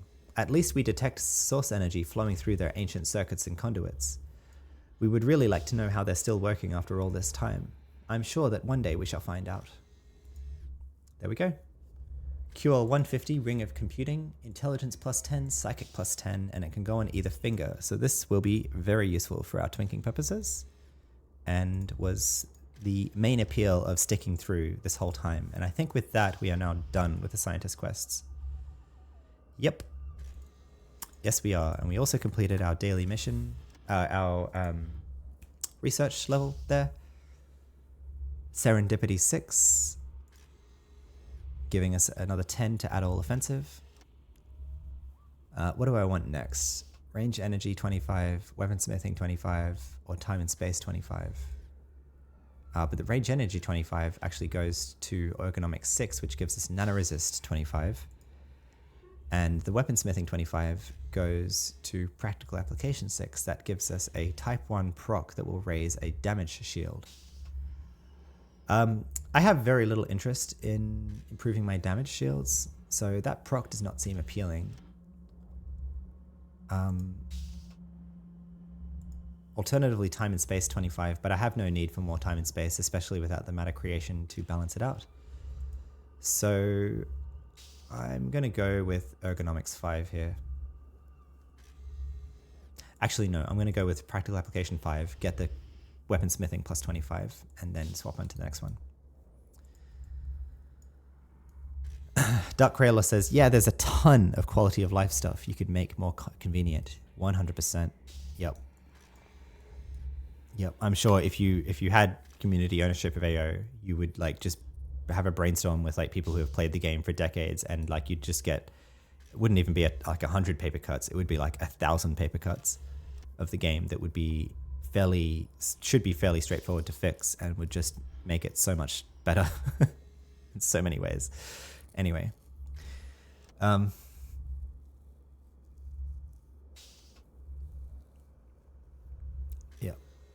I don't know. The more people out there clamoring for Funcom to open source the game at some point, the more likely that future becomes, I feel like. So anyway, all right. So we've got 11 minutes in our buffs here.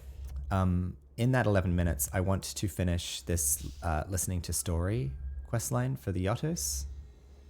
And so I have indeed forgotten the other stories. I'll try to remember it as we're running over. I guess I just run over though. I can't really get there more usefully. So we'll put the pets on follow. I'll get in my car and hopefully we won't get hit out of it. We shall see. But we're going to run over to the other side of Scheoling now to listen to the third story before that quest line runs out. Before that quest timer runs out. Whoops. Are we at lag o'clock? Yes, we are.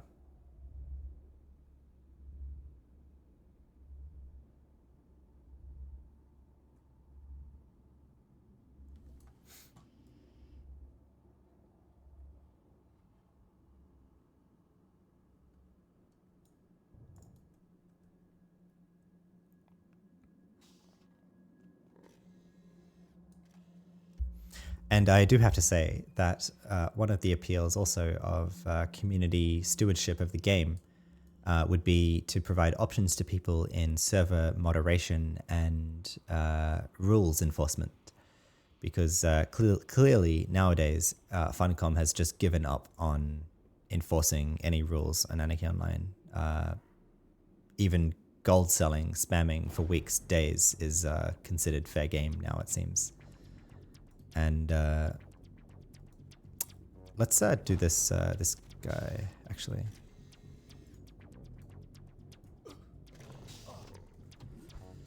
I do want to, I think I don't have a full Thundering Shimmer set, so I do want to do this while we're running through.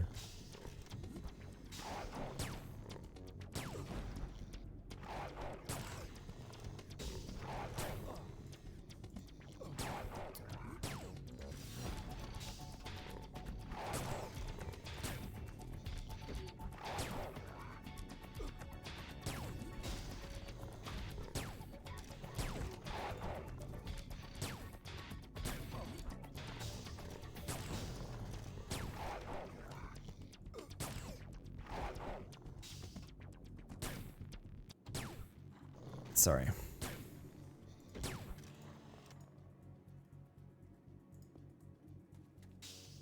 A barn, Thundering Shimmer.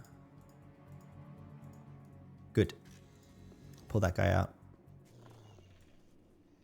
God damn it. The pets were on guard, so they attacked him and they pulled in more. Oh well.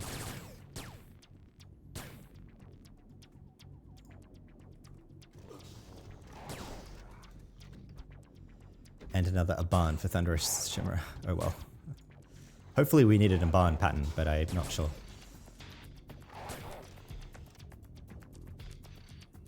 Alright. Can we just run through here? No. No, we can't. We need to run south here, actually.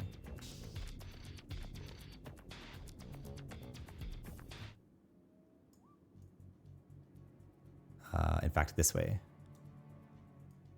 Up here.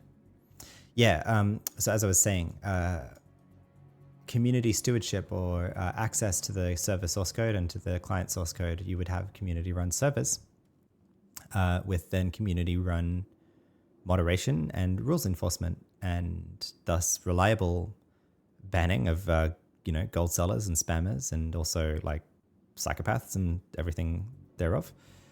But important to me, I would choose to play on a server and with a community that would disallow multi-boxing. I think providing a space for multi-boxing would be really cool. I think it'd be really interesting to see like how far could you go with multi-boxing, especially with access to the game's source code. I was being taught about how AO Sharp works earlier tonight, and I learned that there's actually apparently you kind of have rules for like your other characters for like how you tell them what to do stuff. Like it's not that you can control every character on your multi-box setup from a single character, but you kind of set rules. Like on a doctor toon, like you can say like if health is below X%, then cast the heal and stuff like that. Which if anyone out there has played role-playing games like Final Fantasy 12 with the Gambit system there, or Dragon Age Origins with its I forget like the conditions that you can set on party members, or like really a lot of that. Like I think a lot of group-based role-playing games have the similar kind of idea. It's really kind of sounding like that, and of course it kind of has to hack the game. But if you could build that into the game, that would be fascinating to see what would a group-based Anarchy-online look like in terms of gameplay.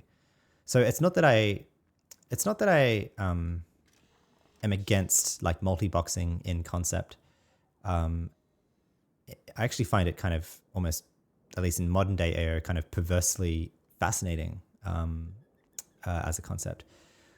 What I think doesn't work though is, at least for me, it's not my preference to have both types of play on the same server. It just does not fly. This is where we need to go, and we need to listen to a story here. Sorry, I'll get back to rambling as soon as we've listened to this story from Mia Okuma. I think I'm going to have to cheat with this quest and look up the answers. Sorry, but that's okay.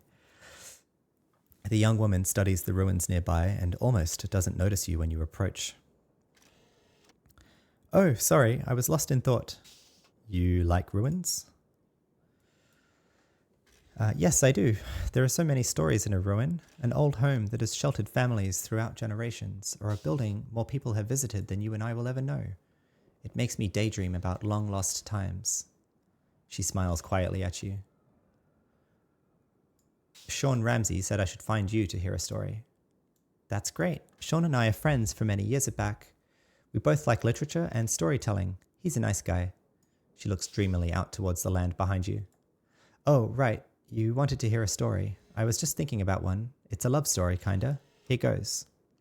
Am I going to read this whole story? I shall see how long this goes for. A young boy called Jivian and a young girl called Saroon had fallen helplessly in love with each other. But theirs was a love that could never be, for his family were miners and her family were high officials in Omnitech. I know where this is going. Star-crossed lovers from different families. I think I've heard this one before. Let's see if you have, and you can also call this. First person to say this in stream chat gets what? Kudos of being a smart cookie. How about that? The young lovers would sporadically meet where no one could see them, all to exchange short promises of love. They would meet like this for several years, for they were still young and innocent, and their parents suspected nothing. Then, one day, they met near the outpost Terra in Andromeda. The boy ran up to his beloved with a big smile. It had been days since last time they met, and his heart ached to be with her. However, when he came closer to her, he got no smiles in return, but tears. He asked her what was wrong, and the girl told him that her parents had said she would marry. They'd found a young man they felt was to be a perfect husband, but she didn't want him. She had only eyes for Jivan. She said she would rather die than be with any other man, but this horrified him, for he couldn't live without Saroon by his side. He told her that they would be together one day, that he would build them a home far away from everyone else, and that their love would be strong enough to overcome all the troubles in the world, and he hugged her. 2 months later, Saroon stood bride to a young man from the same social sphere as she. He was a kind and understanding man, so when Saroon spent long hours away from their home, he didn't say anything. He did not know that she spent them with Jivan. Over the years to come, Saroon gave birth... Actually, this is my okay, I was wrong. I thought this was going to be Romeo and Juliet, but clearly not. The last two stories, I think, were just complete cribs of... what were they? I forget. I fucking forget now. But anyway, some classic story. Over the years to come, Saroon gave birth to 3 children, and she was very happy to see that none of them looked out like her husband, but had the eyes of Jivan, their real father. Her husband never doubted her. He had no reason to. Many years passed, and every week the two lovers would meet in secret to talk about how they would one day be together. Jivan had spent the last years building a house on the far coast of Tranquility, where they hoped to run away to. Many years passed, and Saroon and Jivan both grew old. Soon they were too weak and could only meet when the weather was warm. Then, one day late in the fall, Jivan lay exhausted in his bed in the house. It was finally finished, and he could not wait until he could bring the love of his life there. The day after, he would go to her town and take her with him. He fell asleep and woke from Saroon's voice. She stood by his bed, her head crowned by her silver hair, her body wrapped in a thin nightgown. Never had she looked as fair as now. She said that their time had finally come, that they would be together from now on, and lay down in the bed next to him. The next day, Saroon's husband found her lifeless in her bed, a smile on her peaceful features, and a wandering trader found Jivan dead in his house, his arms wrapped around something that wasn't there, also with a smile upon his face. They were buried on the same day, many miles from each other, but still in each other's company forevermore. Wow, that's really sad. She smiles at you.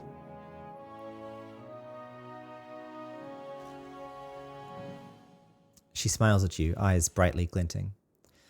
Not necessarily, traveler. Love is a wonderful thing that reaches far across the world. It has no borders, neither in time nor distance. But look at me. I'm keeping you here. You probably have things to do. Safe travels to you, and be sure to stop by another time. Okay. Thanks, Mia Okuma. All right, talk to the one who will always listen. Now that you've heard all the stories, you should return and talk to the one who will always listen. Where is he again?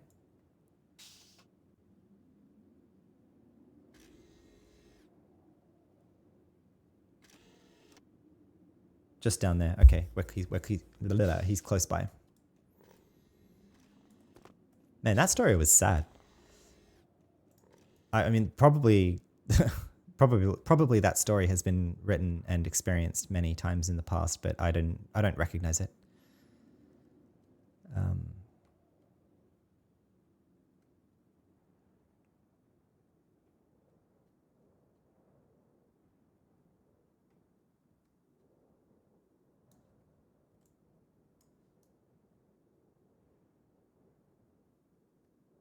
But as I was rambling, yeah, I would definitely choose to play on a server that would disallow multi-boxing, and I think that then you could have servers that are dedicated to multi-boxing that could be really, really cool. Like what does multi-box PvP like look like? Kind of, you know, with a kind of fleshed out rules system or gambit system, right? Of like how to set you know, player rules of like when certain actions happen per each character in your box. Like just really cool stuff, like game design stuff like that. Like I think that's fascinating. It's not the game I would choose to play, at least at first, but that would be an appeal for me as well, as getting to play on a server without multi-boxes. Again, not because I have anything against people who do that, but just because I don't think it works well with people who prefer to play the game as a single player role-playing game. Over here.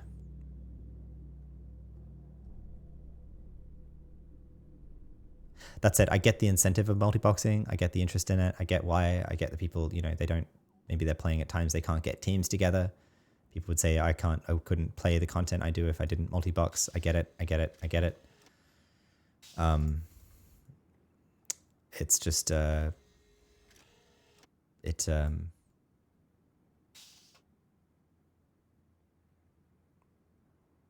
there's nothing else to say. I do get it. That I just wanted to make that point. I do understand it. I'm not saying you're a bad person if you multi-box. It's not my choice, and I think it'd be better if we could, you know, play separately rather than trying to do both on the same server. So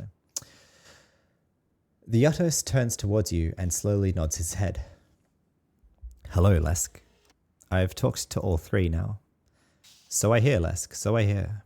Now then, I'm keen to know how your ear for details is. I wonder if you really listen to things people tell you, if you catch the small details or not. Will you indulge me and answer some questions? Sure, I guess. Very good. I will start with an easy one. What is the name of the second person you talked to? Sean Ramsey. That's right. I will ask you some questions from the stories you've heard now. It shouldn't be too difficult. I'm ready. Who opened the castle doors for the princess in the fairy tale?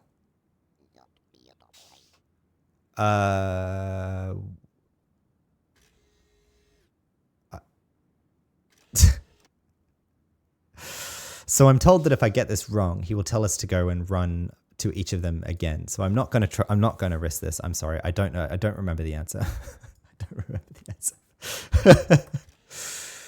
Whoops.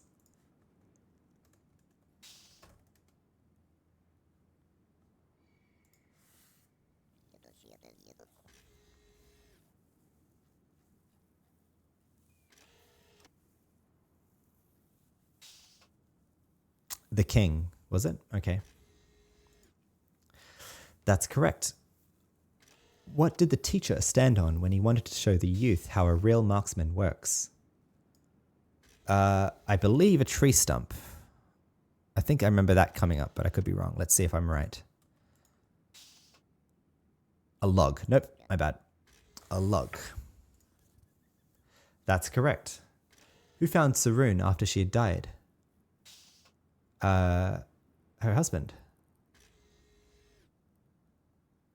Her husband, right? Yep. I actually saw the other answers that time, so that's correct. How many mattresses did the princess sleep on? That's right. The other story was the princess and the pea. So I saw the answer, 20. That's correct. How many children did Sarun have? 3. I remember that. That's correct. What kind of weapon did the youth use apart from the bow? I have no idea. A sling. Okay. That's correct. You've done well, young one. I believe you really do have a sense of details, that you always listen to what people have to tell you. Take this ring as a symbol of my appreciation. I hope it will serve you well. And now, if you want, I will tell you a story of my own. I'd love to hear it. That's good to hear. Maybe in the future it will be your kind's responsibility to carry on the stories. Very well. I will tell you a little about the Zan's daily life, how they spent their time when they were not working. You may be surprised to see how much like your kind they were. He chuckles deeply, as if amused by a good story. Listen to his story. So talking of the Zan, their life was uncomplicated. They strived to live the best of the community. They strived to live to the best of the community and lived by an unspoken set of rules. Although there was no real government like you would recognize it at that time, they had no need for it. They all knew what they had to do. As the supreme beings in the world, they had no natural enemies, no predator that would hunt them for food or attack aimlessly, no enemies other than themselves. These people did not need to hunt. They had no need to farm or keep animals for food. They didn't eat like you and I do. You must understand that they were indeed very different than us, even on the most basic of levels. They were, on a much larger scale, driven by raw energy, and instead of consuming meat and greens for nutrition like you do, they were able to draw the energy they needed directly from other living things. As a result, they did not raise livestock or farmlands. There was no need to secure food supplies for a possible famine, no reason to store up, as they had an endless supply of energy around them. We don't know exactly how. It's a science we don't have in our day, but it's reasonable to assume they devoured the vitality and thereby nutrition from plants and animals directly, without any steps of harvest or processing. That's gross. It sounds vampiric. Is it really? It seems to me it was a more humane and clean way of feeding themselves, never taking more than they need. It may be difficult to understand, but that is how it was. Don't be afraid of the unfamiliar, young one. They kept pets, though, much like your kind does. Some tableaus show that these pets were small animals, and that they were regarded highly.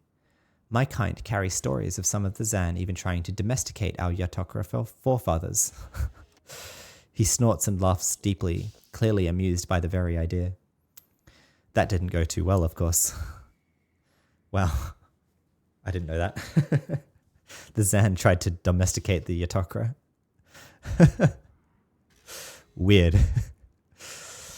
Well, what did they do for fun? We know they liked to play games. They were, in their nature, an inquisitive and playful people. They would play games just like you do. Ball games, board games, tactical games, probably several that have been lost through history. All things point to that they didn't play to win, but for the game itself, and to play well. Since they were social beings, we assume that they often spent time in groups, perhaps indulging in sports or games of the mind. We've not found any trace of the rules for these games they played. Maybe they had no rules at all, who knows? Later in their evolution, they forgot all about playing and having fun. When their corrupted minds only cared for what new ways they could gain power, there was no room for the simple things in life. Well, how about cultural heritage? Oh, they were very much like you. The Zan valued their artists highly. Those who could sing, dance, play music, write poems, act and more were regarded highly and respected.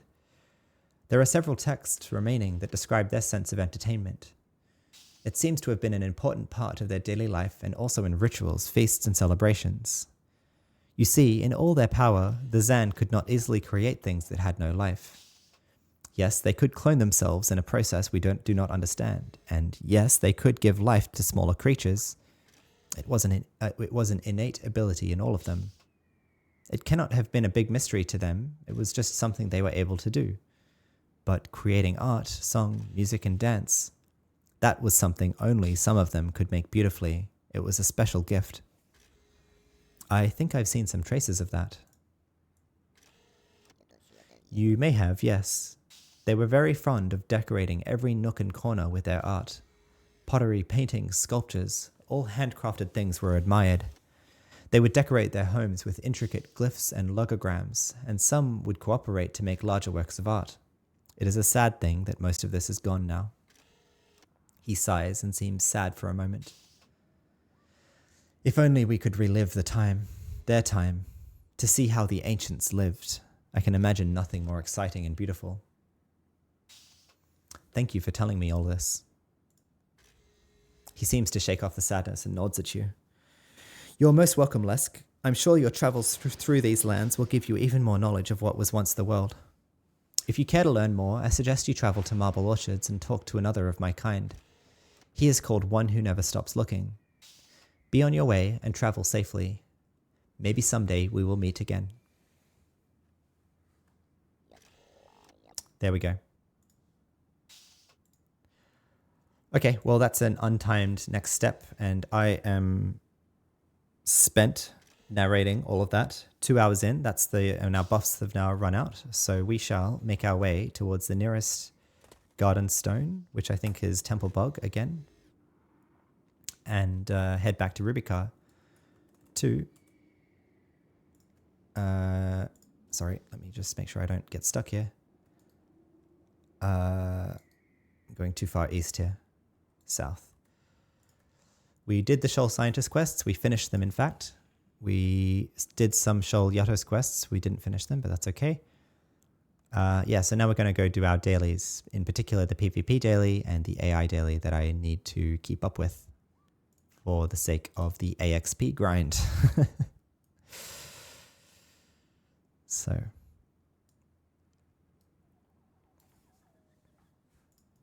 we're at AI 18, and we're making... Are we at AI 18, actually?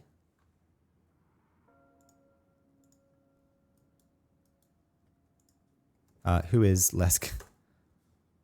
Yes, AI 18. And that's right, I can look at my perks to see the levels, right? We're at AI 18, and I believe at our level, the maximum AI level you can get is AI 20. So we've got a long way to go yet before we're capping AXP.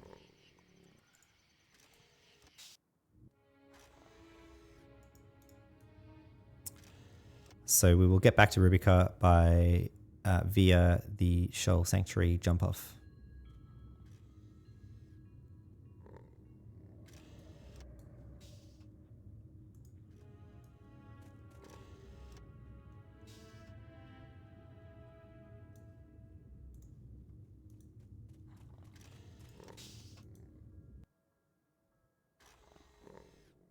Sassy Sasha 92 says, I saw you cruise by as I was chilling in the garden. Cool. Sorry, I didn't see you. I said hi. What am I doing? Jumping off here.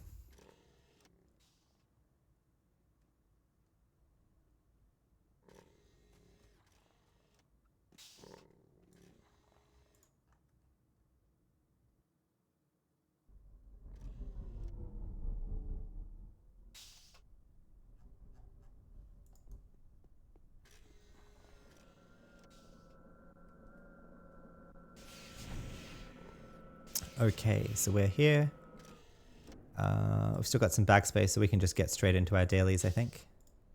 By the way, what was the ring he gave us? A Ring of Divine Teardrops, level QL 150, Sense 23, Agility 23. I think we already have rings about as good as that, so that's not a huge boost.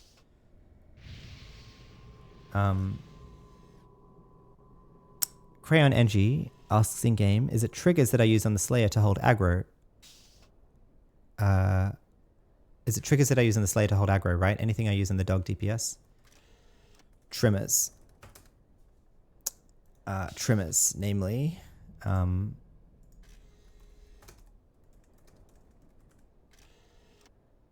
Oh.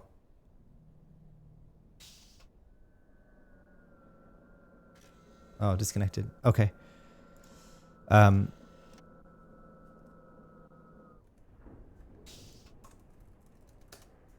I'll type in game then. So trimmers.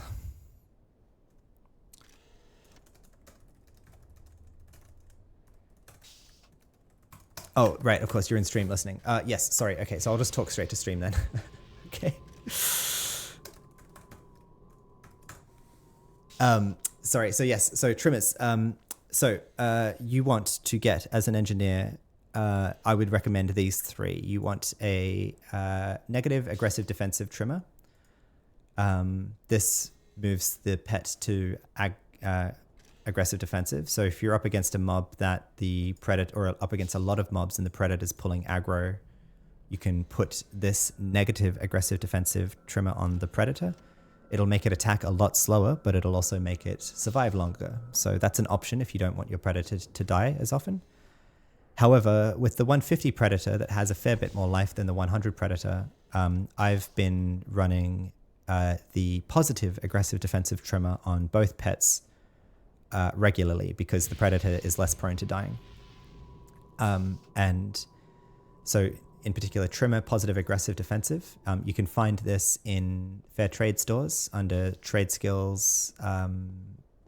I'll just show it. It's not intuitive where they are in the ICCFT. Here under engineering, the engineering terminal is where you can buy these. Yep, there. I wouldn't. Some people bother with these divert energies. You don't want that, or I don't bother with them because these are timed. They only last for 5 minutes, and they also come with trade-offs. So, you know, maybe you do want to try them out, see if they help. But I've not really tried them out. I don't know exactly what they do, but I've not bothered with them.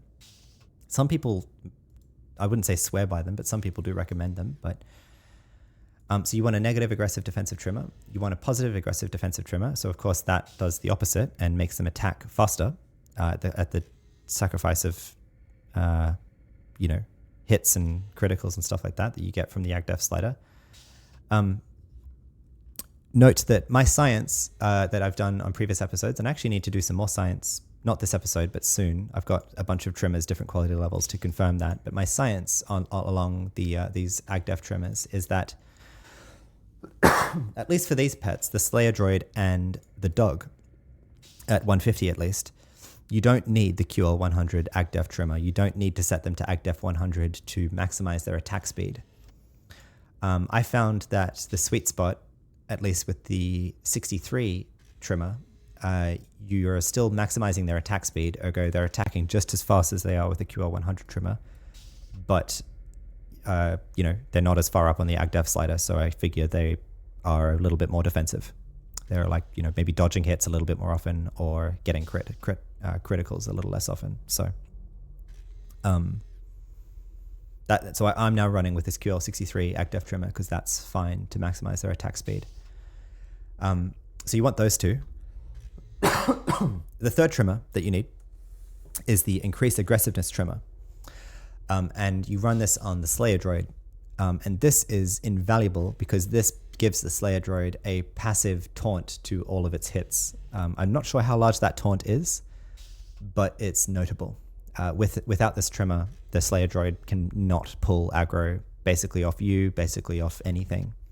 With this trimmer, the Slayer Droid can do a pretty good job. I find I still need to be running taunt box for that, but this trimmer, the increased aggressiveness trimmer, is really, really good. And is one of the reasons to be increasing mech-eng skill as an engineer, is because you can use higher level trimmers. The thing about this trimmer is that you can't buy it in stores, you have to craft it.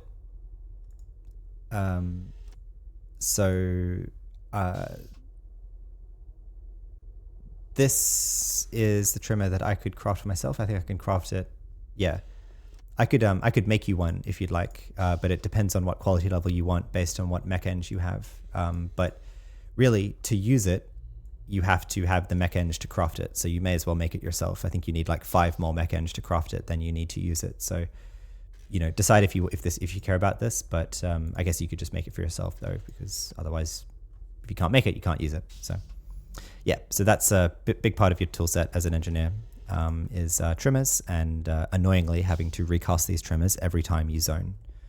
There's debate as to when trimmers need to be reapplied. It's one of the things I want to do science on to see if I can work that out. I saw indications doing science that possibly the AgDef trimmers are not needed on rezoning. The AgDef settings might be sticky on the pets as long as they're casted. But I've still been just out of habit trimming them every time I zone. So 306 mech-eng, yeah, so that might be a QL80 trimmer for increased aggressiveness. So if you look at the Maybe there's a recipe. Trimmer aggressiveness. Yeah, there we are.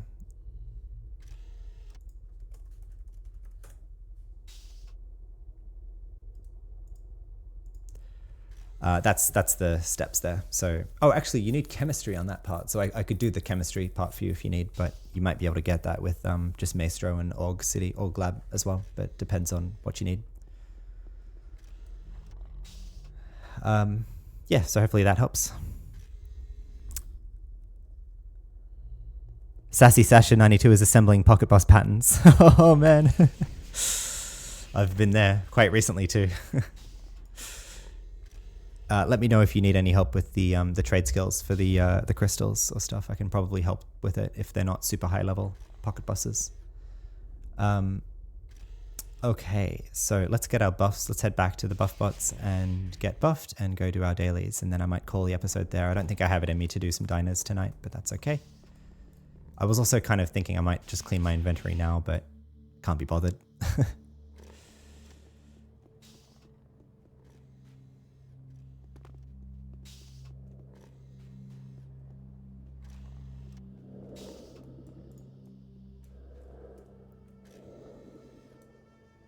Oh, Crayon is would like us to help with the chemistry. Sure. All right. Let's make him a QL 80-ish aggressiveness trimmer then. Let's see what we can get. You can also use the trade skill slider to adjust these quality levels of these trimmers. So you can. There's some room to move. You don't need an exact item as well. So let's see.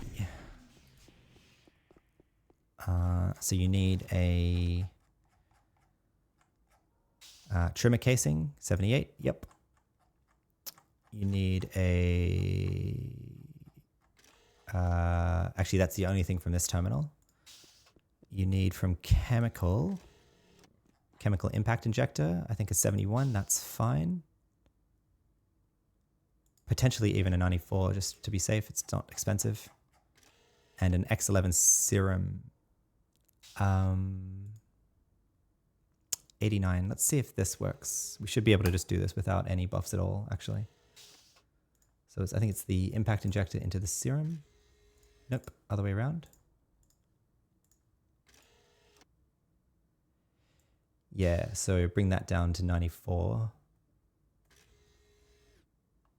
Let me just check here. I'm not going to fuck up and give him too high of a trimmer because that's not going to be useful. I'd hate to have to force him to IP mech-eng. Not him. I want to look at item trimmer aggressiveness 80. Mech-eng to a 92. Yeah, okay, so this should be fine. This should be a good set then. Hopefully I can bring it down though a bit further from this. Let's see. And then that into the trimmer casing, 78. Oh, cool. So yeah, we probably want 85 then, right? What did you say, Crayon? Hey, you said 306 mech-eng, 85 trimmer, 311. So not 85, 84.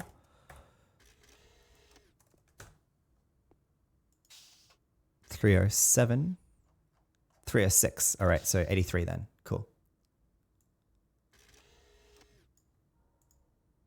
I could just be actually using the info window here. 304. All right. There we go. Exactly the best trimmer that you can use with 306 mech-eng.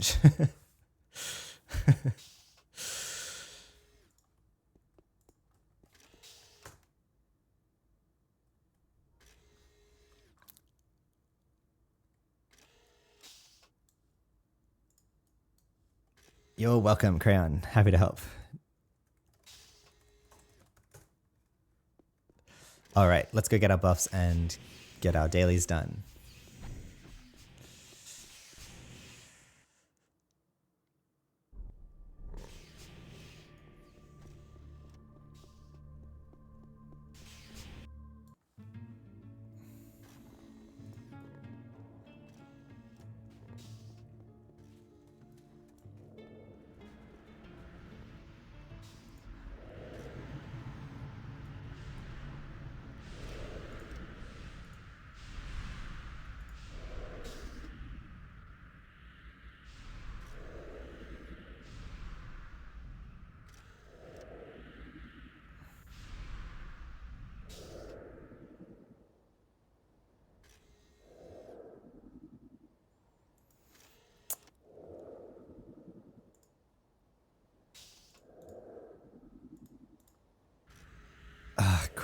Crayon says, oh, I agree on that 5-minute buffer after setting up your whole GUI and you crash all your sit reset. Oh, man.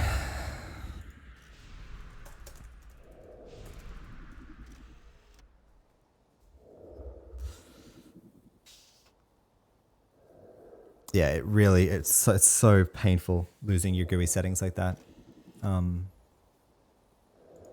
It just makes you want to like quit. It's like, oh. Anyway, yeah, I've been there. What do we want? We got the NCU buff. We get the doctor buff.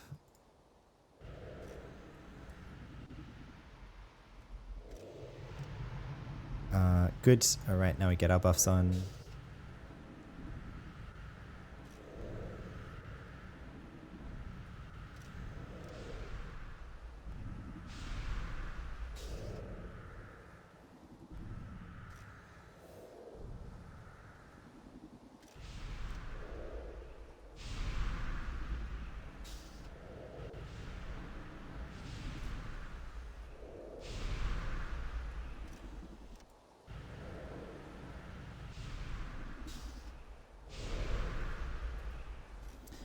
We'll run damage aura here.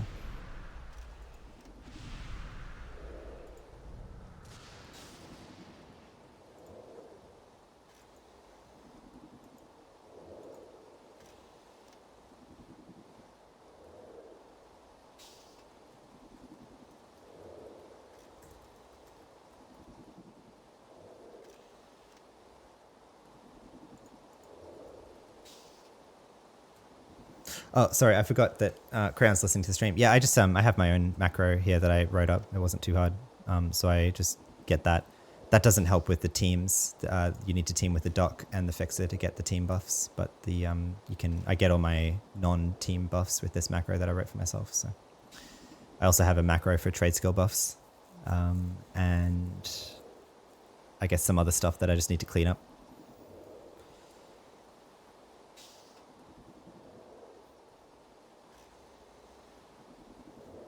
Okay. What was I doing? Did I get on entropy weapon? I don't think I did. Let's cancel disruptive void projector before we get flagged.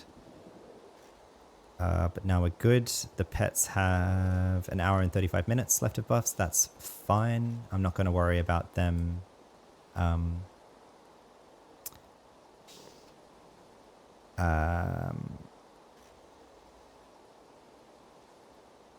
I need to get rid of continuous reconstruction off my buff list, actually. I don't care for that. I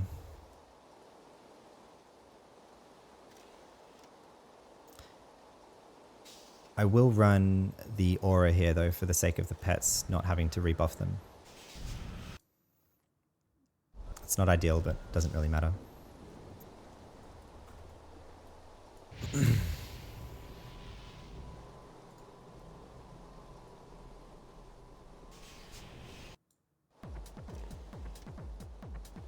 Wow, I'm looking at a full moon through my office window right now. That's really cool. If you are, depending on where you're at, if you have clear skies, go out and check the moon out. And you're in the US or in North America, I guess.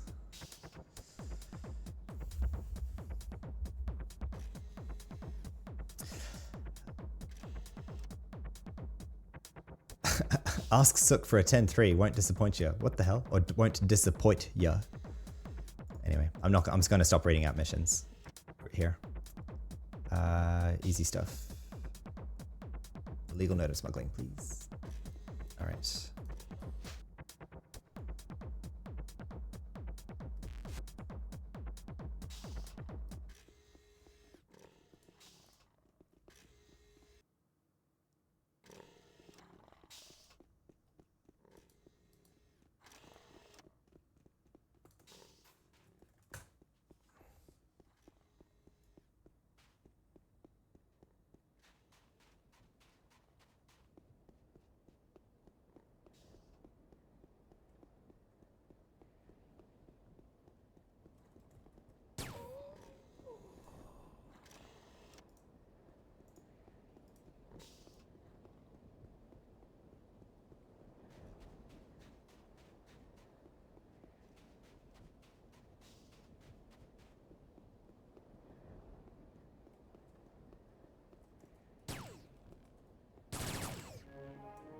go.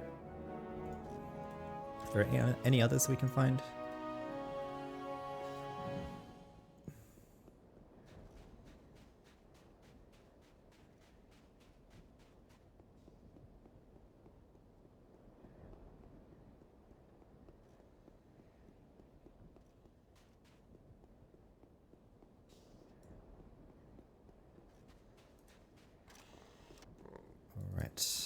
Just 3. That's all right. Okay, we'll go hand that in and then go do our AI daily. I don't think I'll bother with the freelancer daily, although no, because I didn't pick up I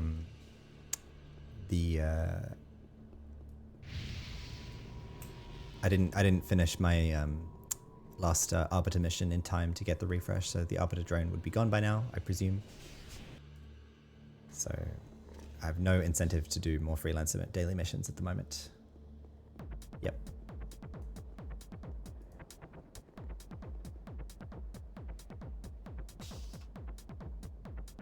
Completed my task.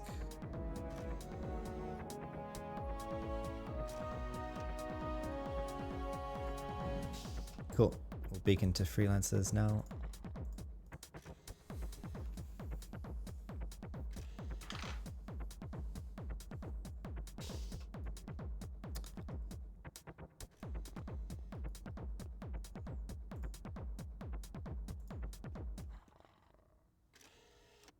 Oh god, another salvage mission. Oh well. Like I keep saying, it's not the worst AI daily that you can get, but it's like a D tier. No, that's not fair. It's like a C tier mission type. For me, at least, as a pet profession. I think as a non-pet profession, it wouldn't even be that bad, but the fires in salvage missions, like they tear pets up so quick. Like you have like 2 seconds to get a pet out of those fires before they die. So it's like, and pets have a tendency, especially with lag, to just like run ahead of you. So it's just really annoying. Anyway, I'll go this way, going left all the time. Damage procs. We'll make the pets offensive here.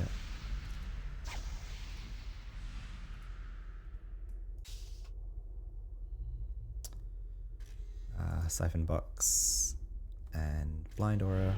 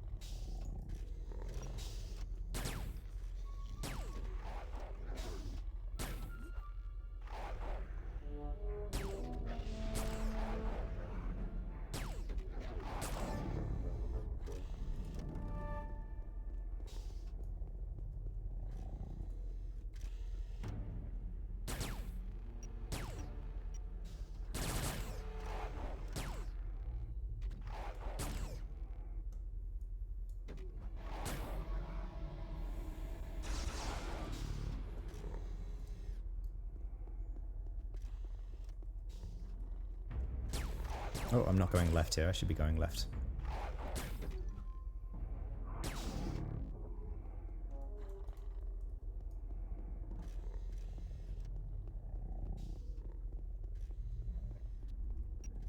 Here's the artifact.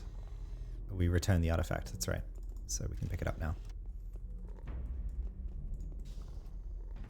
Yeah, it's also really annoying that the flames are tabbable. Like, what the, why? Like, they could have just made the flames, like, non-hostile or, like, non-tabbable, but anyway. It's so annoying.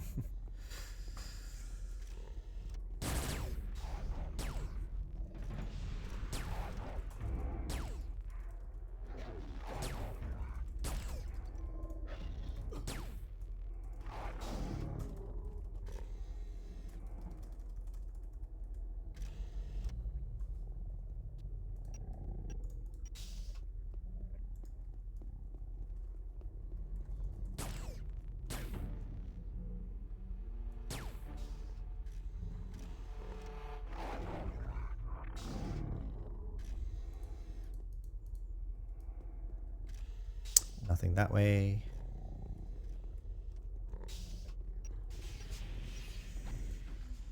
Going left always though in these kind of missions doesn't really work, but whatever. Because there's just so many warrens kind of thing. Like, but I can just use the map, I think.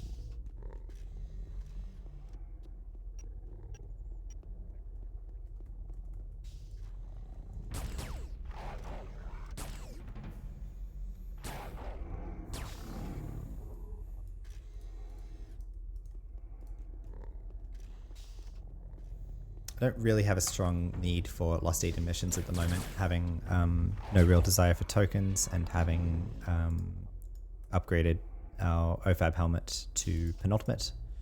Don't need the biomaterials much anymore, at the moment at least. So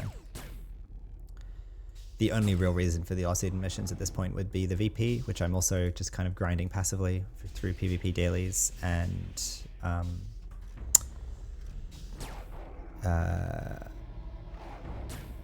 the AXP, but it's bad at both of those things, so yeah.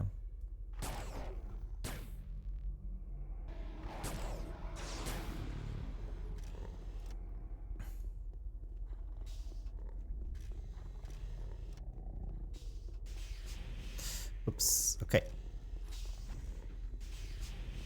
All right, we are done.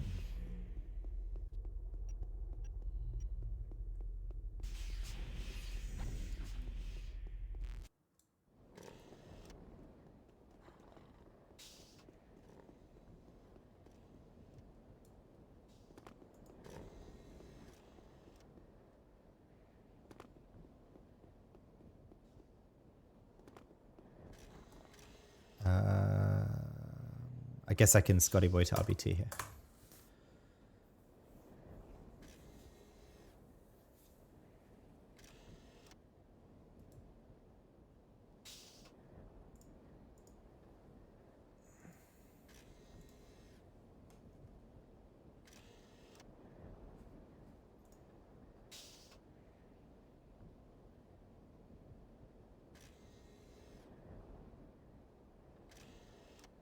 Crayon setting game, relogging to save my GUI progress before I throw the keyboard because of a disconnect and reset of it. Yep.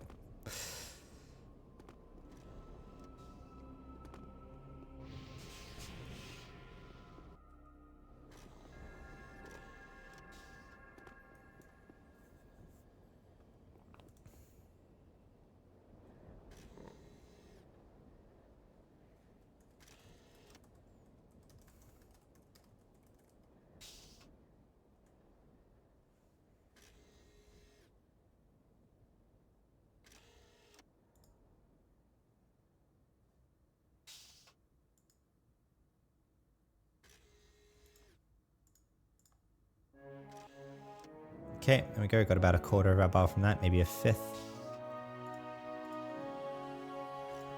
Anyway, just got to keep the grind up. All right. Who was that? Disappeared. Never mind.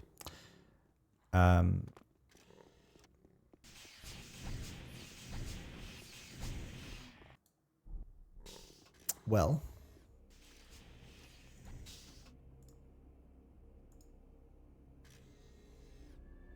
We're up to 1,260 tokens. Do I have it in me to do a round of diners, and I think I do. I think I do.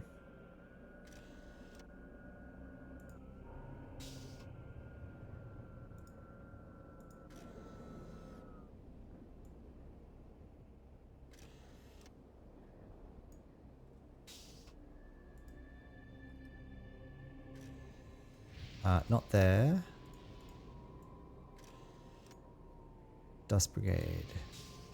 There. It's a good time of day also to be doing a diner check because it's one of the quietest hours around the day of AO is now. So it's an opportune moment to go farm stuff that might be contested during, you know, more popular hours. So benefits, I guess, of playing at low player count times. I would prefer to play it with more players and, you know, trade off of more contested, more congestion for diners and stuff like that. But alas, we'll take what we're given. I'll get the Yamaha out now that we are in Rubikar again. And which way are we heading? South, east by southeast. Hello, Helosian. Helosian writes, by the way, I remember the command that shows you the status of prisoners. You tell Andy it prisoners? And hi? What?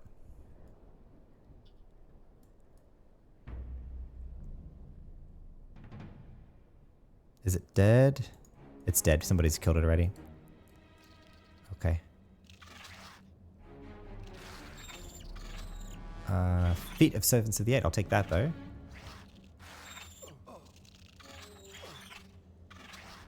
Form of the Execution. I'll take that too. Okay. Get out of here.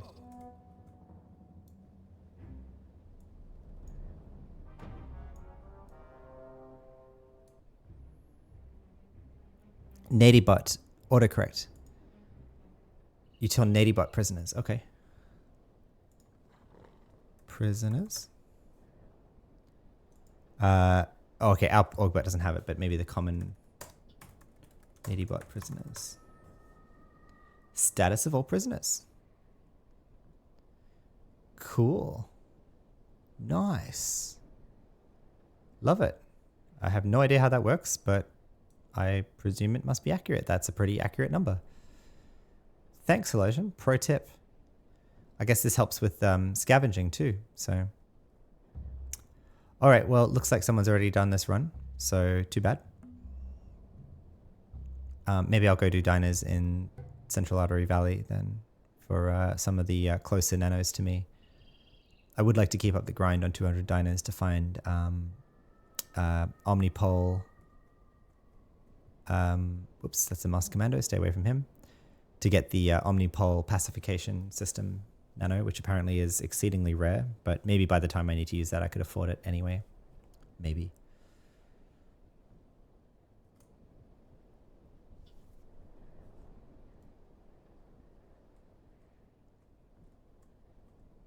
Yep. Another dead one. I'll take that. I'll take that.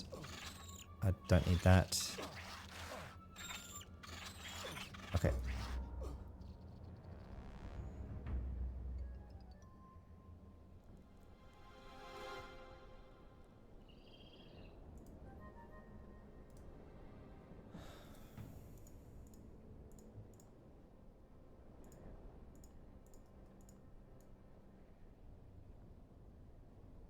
Oh, he's up though. Do they have a random spawn or something? Oh.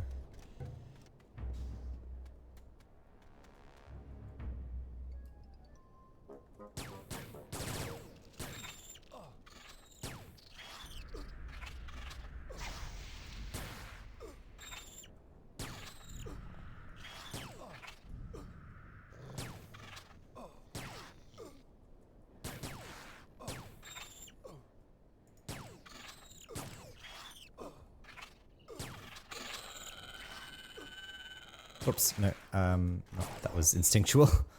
setting the pets to attack on that.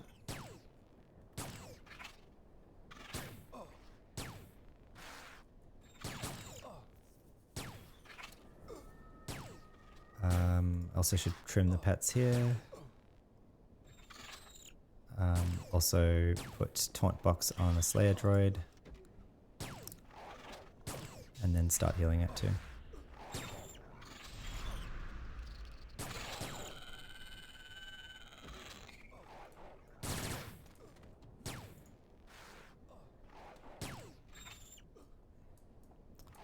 Be here for a bit.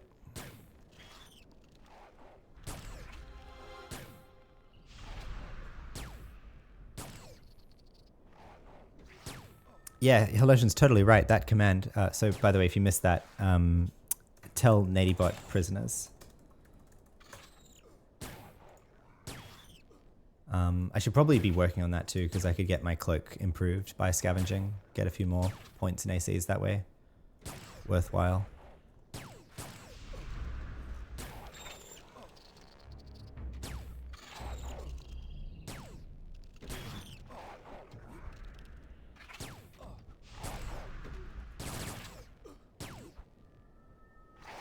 Just focus on the master's repairs here. He's not doing that much damage that we need to be doing the interim heals. Crayon asks in game, what is this taunt box you talk of? A perk? Yes, it is a perk from Gadgeteer level 6, 5? Gadgeteer 5. It's a perk from Gadgeteer 5. So it gives the Slayer droid a passive taunt to all of its hits. So makes a big difference in its ability to hold aggro, I find.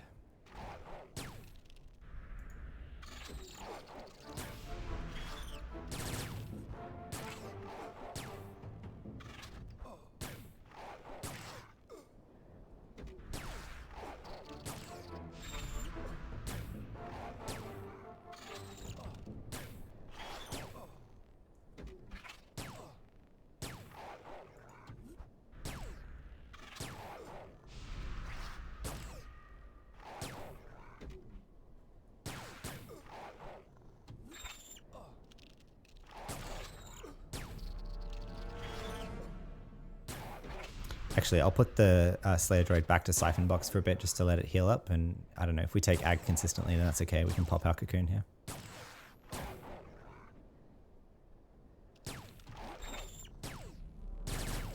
Yeah. Crayon, what are you looking to use your engineer for, out of curiosity?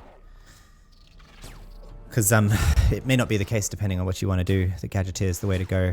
I find it useful for like solo PVM, but depending on what you want to do, it could be other perk lines might be better off. I haven't experimented with all of them yet, but I've really appreciated the Gadgeteer perks.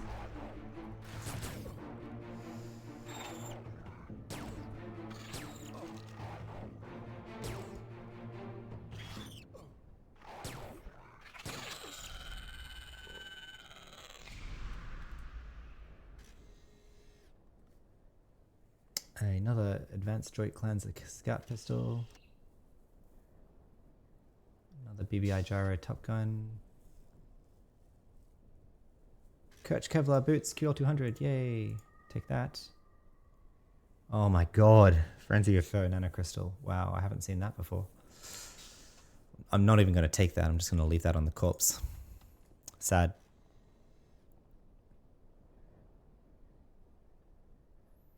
Alright, well if that guy was up, maybe this 205 is up over here.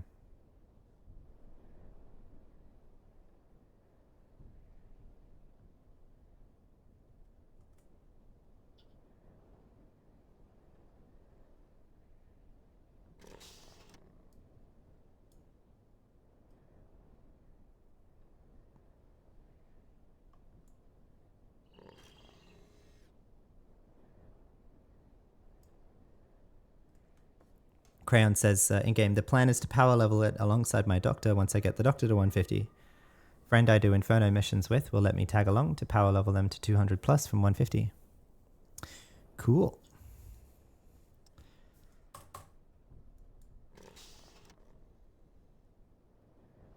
I guess in that case, you don't need to worry about perks too much either way then.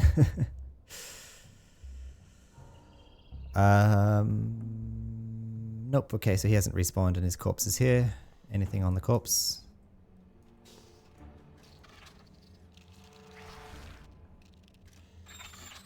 Sentient viral recorder. I will take that. That is the top fixer thing, I think. Head of Servants of the Eight. I'll take that too. Alright, we'll get out of here. Alright, well that's the diners. Do I want to do a cav run? Yeah, let's do it.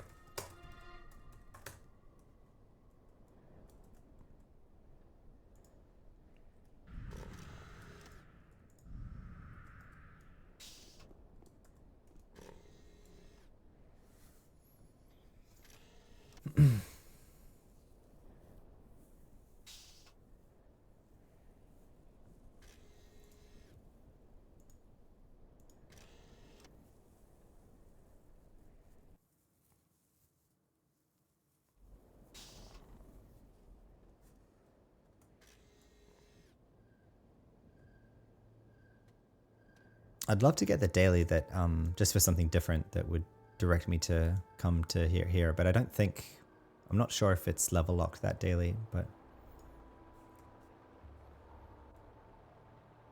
I wish that the daily, that'd be another quality of life improvement I'd pursue, is like add better selection to the daily mission. So it's like, it shouldn't be like entirely random which daily mission you get. It should be like pseudo random that's like influenced by what dailies you've done ever on your character, so you kind of get a good cycling of like every daily, you know, you're not doing the same daily type mission over and over again.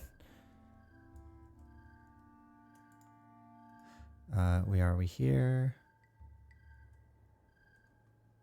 Oh, this has been, or maybe this has just been pulled away somewhere, because this was missing last time as well. So we'll head to the other 130.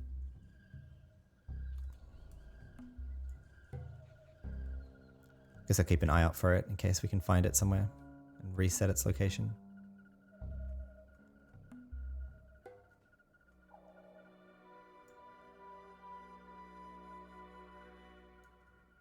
Nope, it's been farmed too. Looks like someone's running around doing a dino run. Novadil and Pants, 150.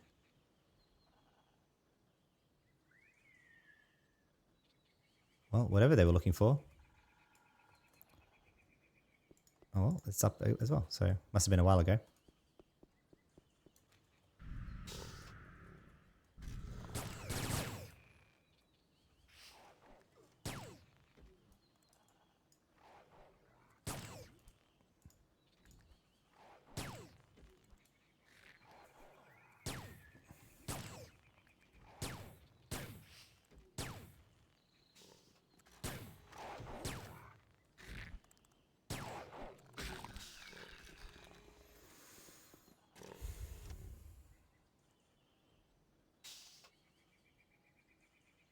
Cellular crash cart. I think I've got that already, but I'll take it anyway.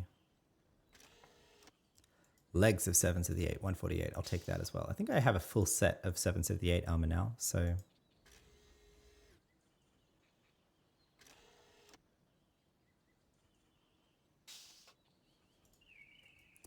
All right, we'll head south to the next one.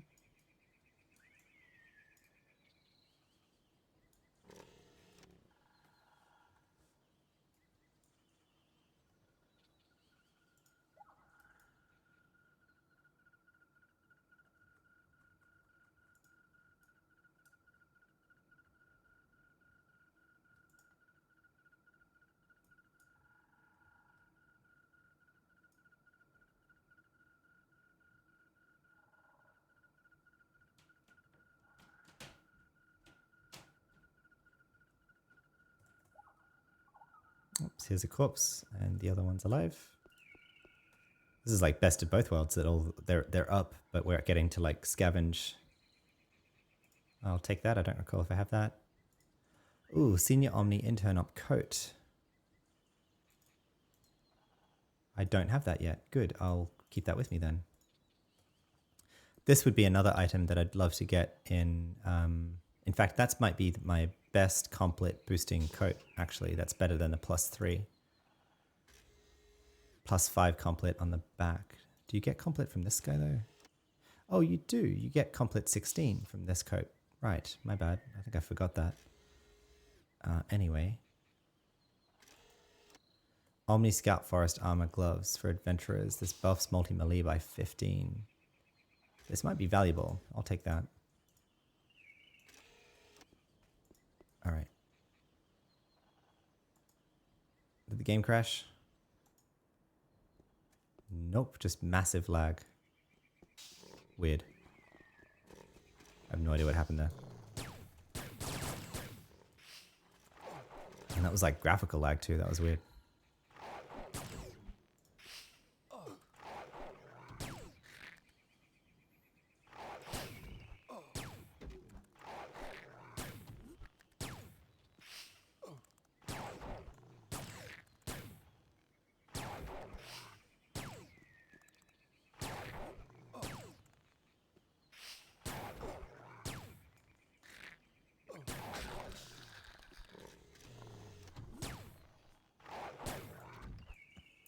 I think what I might do is put my blind over here because I want to get better at casting that blind more often. I really should.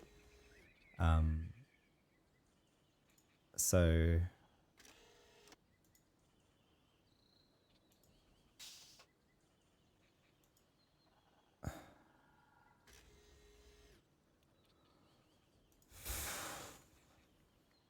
oh wow.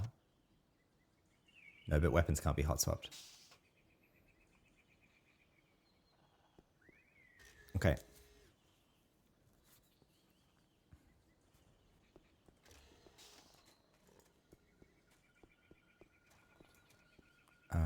Put that away. I'll put that coat actually in this bag. Hold on to it.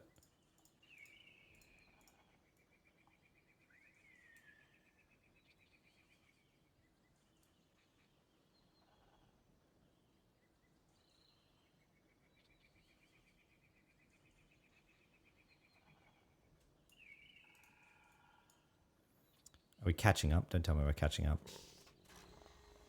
That would be annoying. But it seems we might be.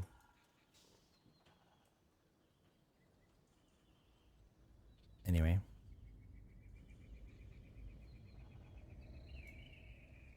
Well, so much for being the quietest time of day. We're seeing diners get killed all over the place.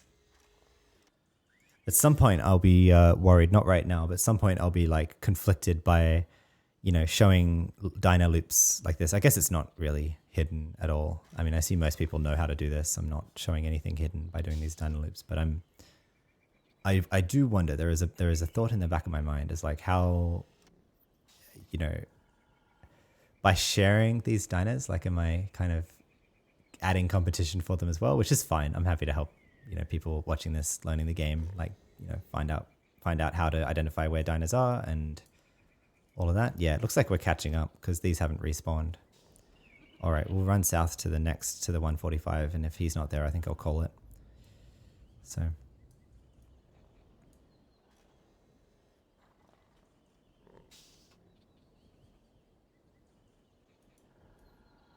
Oh, Halosian says weapons can be hot swapped, but that weapon is rollable. Right, sorry, my bad. You're right. Weapons can be hot swapped, including swords, but right.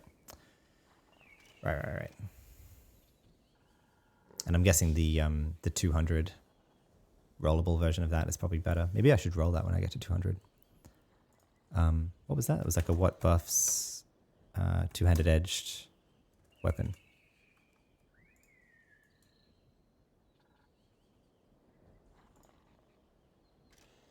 Job made blade staff.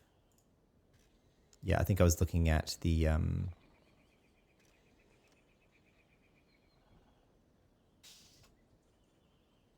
no, I think I had the long slank there. Maybe.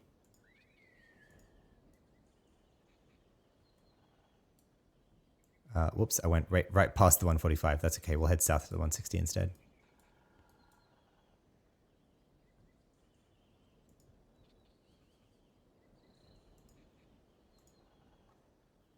Yeah, okay. All right. Oh, it's up. Cool.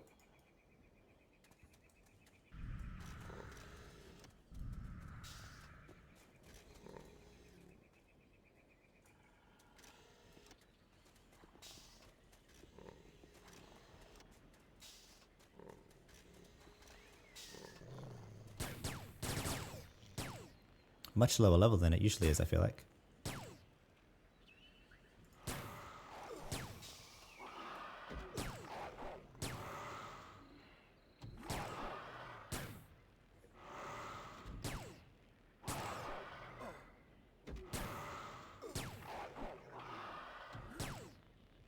Is there a rollable command? No. Okay.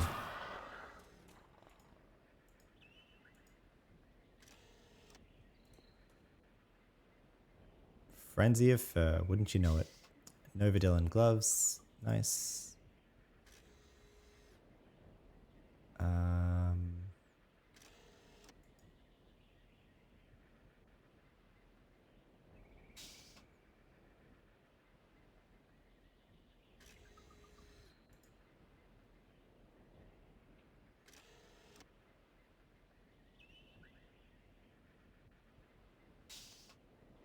This is a pistol with fling shot and burst that buffs pistol and perception. I think I might like to take that. However, the question that I would have is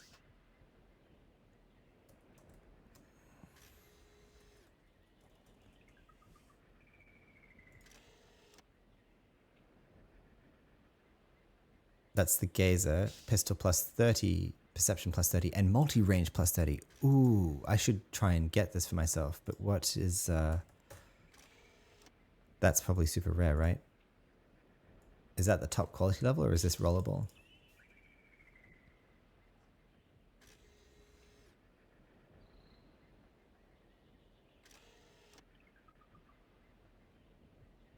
Oh, it is rollable, but only at Cure 180. I should have... Oh, crap. Okay, I'll have to...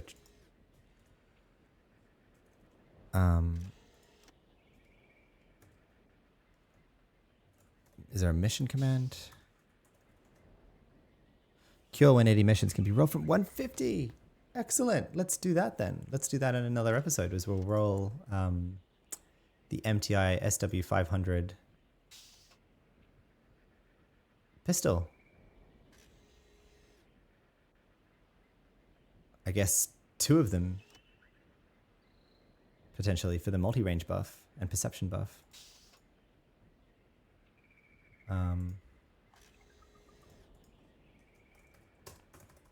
That's really convenient. At 150, you can roll a 180 mission.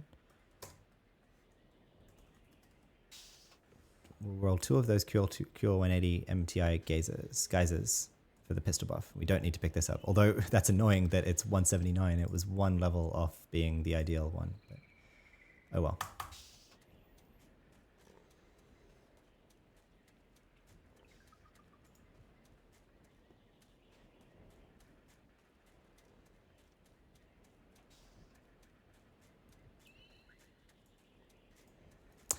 Where am I going? I think I'm done with dino farming now.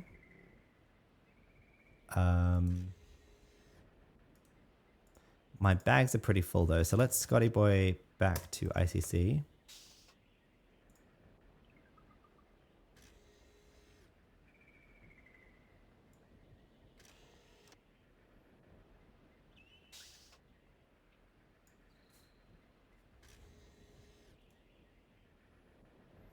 We'll Scotty Boy back to SEC. I won't clean my bags now, but what I will do is swap my bags out for fresh bags. Just so we can go another episode, maybe 2, without having to fuss with that stuff. So.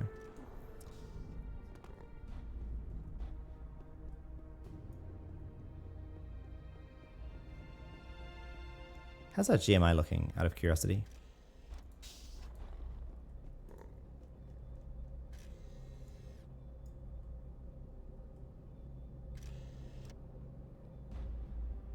Nothing, and we need to resell a bunch of stuff or otherwise withdraw it and store it, because it obviously didn't sell. Okay, maybe I should just withdraw that then and post up new stuff. So, okay. So yeah, I will put this away. I'll take out all of that, I think.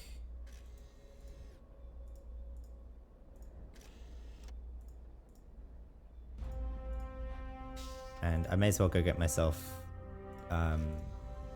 given I have T16,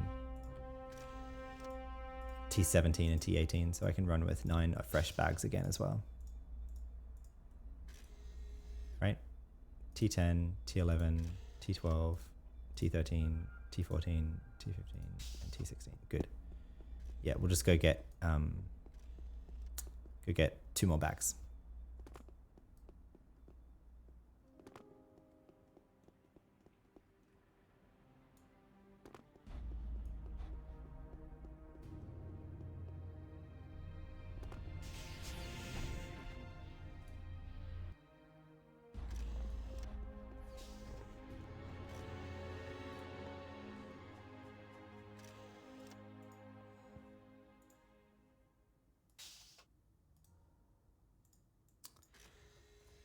T17.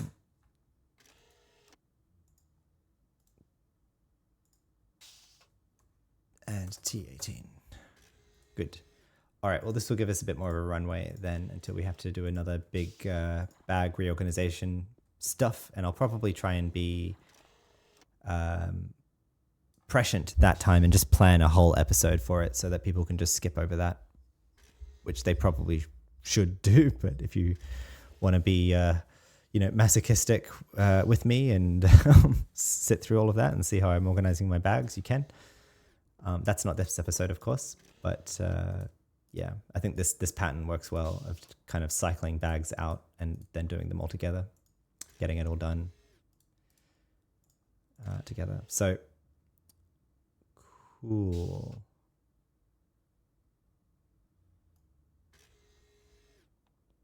I think I want to check what's the GMI for. I guess I should go check quickly while I'm here in ICC.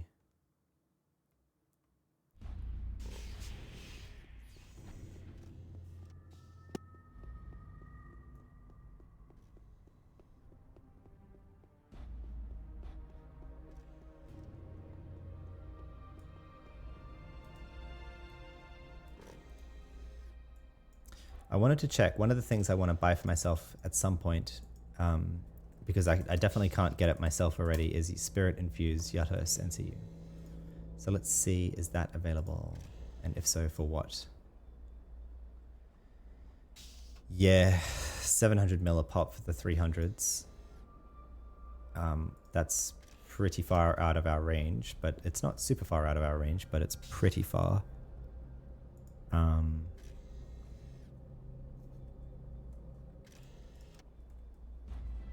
I'm pretty sure. I think we got up to, like with QL200 implants and all of our complete gear, I think we got up to like 12. What actually, well, hang on, I can check.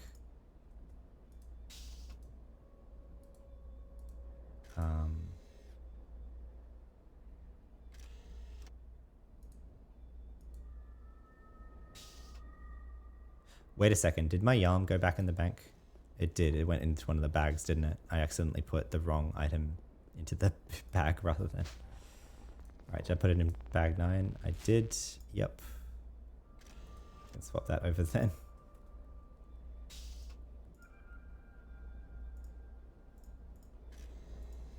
That's okay. Okay, put that back. Put that back on the bar. Does this tell me what I had to make to craft it? No, it didn't. I think I got like 1250 or something complete. So yes, the 300 Yatos are still pretty far out of our reach.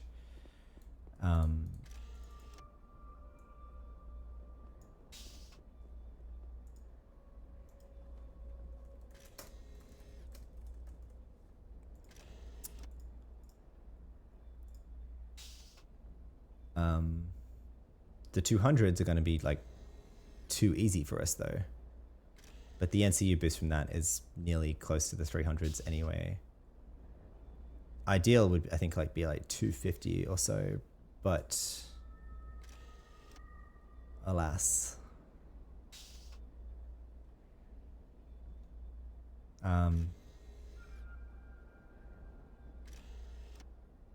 I could try and put up a buy order. Why don't I do that? If we put up like 250 spirit infused Yatos. Yeah.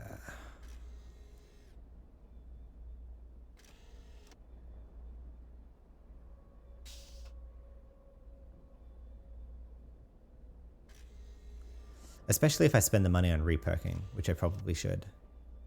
That'll be fine. I should just do some quick calculations here. So if we do start from 1050, this isn't considering some buff, some trickle down from like neuronal stimulator and stuff like that. But if we start from 1050, we get 40 from the pistols. We take away 71, take away 75 from the brain, take away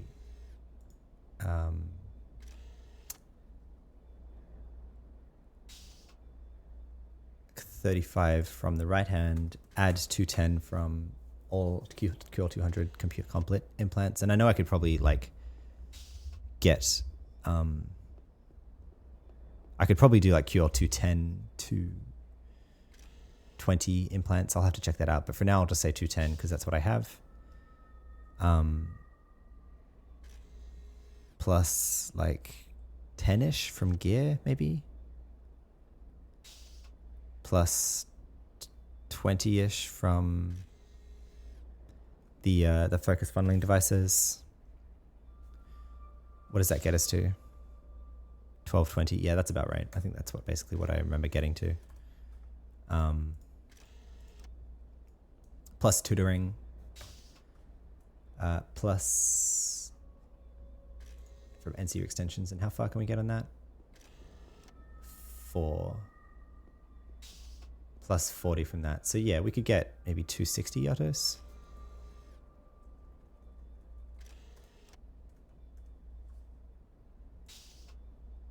Not quite.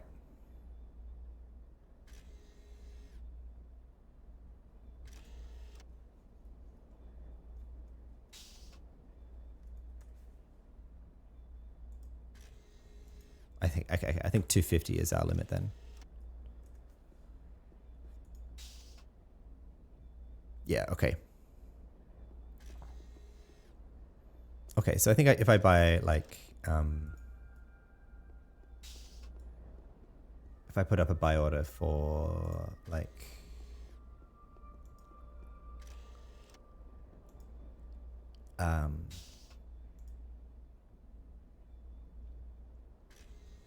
yeah, like 225 or really 220 to 250. Yeah, spirit infused Yatos and CU. I would like to buy 6 of them. And price per unit, I could pay. Well, I don't even have it. It wouldn't even let me pay 200 million for each of them, would it? Because I don't have the credits for it.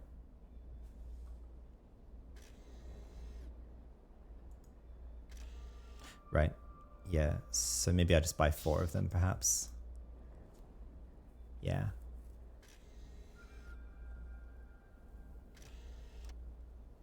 This is a real stretch, and I'm going to spend 4 million credits doing it, but we can see. I put up a buy order for 4 220 to 250 spirit infused Yatos NCU, 200 million each. And actually that just putting up that buy order consumed our account balance. Okay. That's the first time I put up a buy order, and I didn't know it did that. Anyway.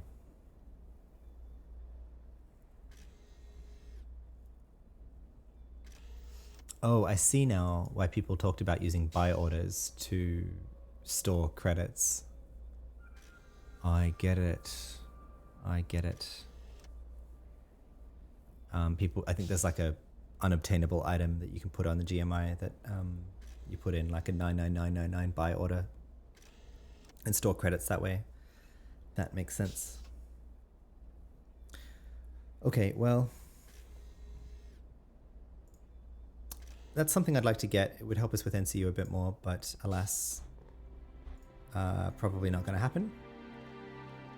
Let's recap what we got done in this episode. We're at 3 hours in. Good time for me to finish it, I think. Actually, what am I doing? I'll go over to Orc Tree here.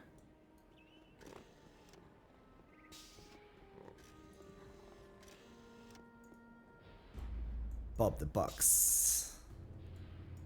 Looking good. 220 Enforcer. Wow. Got tons of social gear on. Very cool.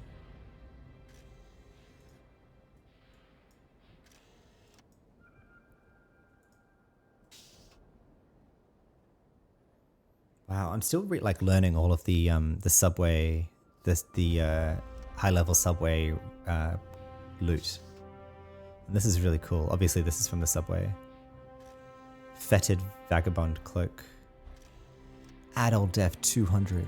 Wow.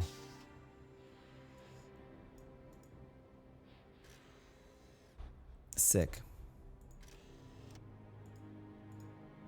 Okay.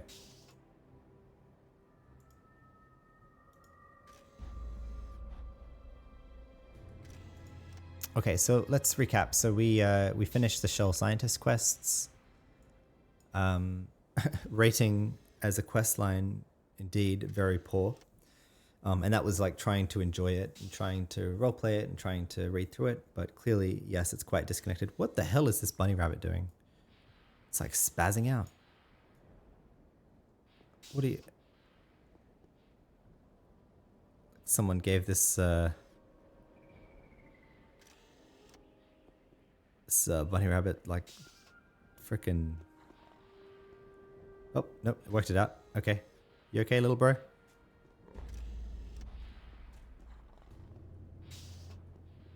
Uh-huh. Uh-huh. What are these about? Oh, cool. Chewy trade skill buffs. No, chewy buffs. Interesting.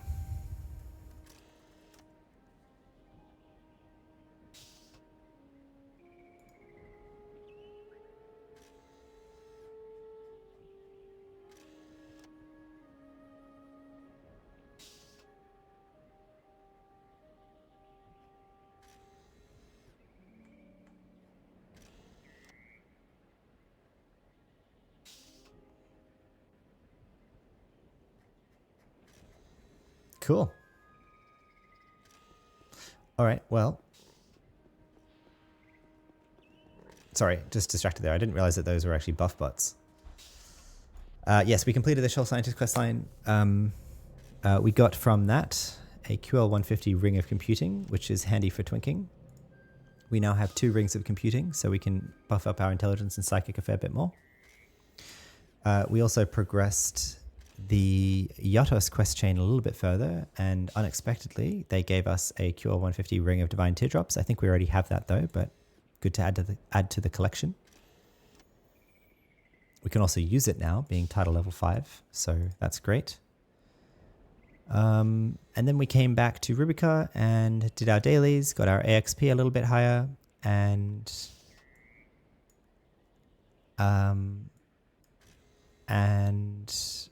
went and did some Rubica Diner farming. Didn't have a ton of luck there, but picked up some stuff along the way. We've cycled out our bags here so that we can continue for another episode or 2 with empty bags, which feels good. In the episodes coming up, I admittedly don't have a firm plan. So obviously at 150, I think we need to head back to Shoal. We need to finish the Yatos quest line. And then after that, I'll check my appetite. I think one of the things I want to try at 150 is to see how far what quest lines can I do can I possibly do in Adonis? And of course, one of the top priorities there is the Adonis brain questline. I want to see if I can get my Adonis brain. And if not, maybe get a team together and see if we could do it together. So that's coming up as well, but I'll try to balance out the Shadowlands questing and Shadowlands content. But if we're having fun, we can keep going on it. I do want to...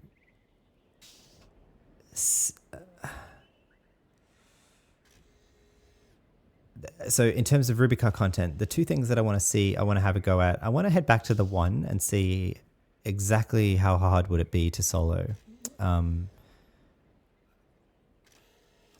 Previously, I think we got torn up by one of the ad mobs there because I think we were taking aggro. But I think now that I'm running the best pet heals, I want to see what I can do. I want to see what I can do against the 1, because if we can kill the 1, that would be great to be able to start farming for that engineer trade skill equipment, namely the engineer breastplate, which gives some nice trade skill boosts. So that would be great to get. What else? Oh yes, the other Rubica content that I would like to do in the near future is the Mantis Den.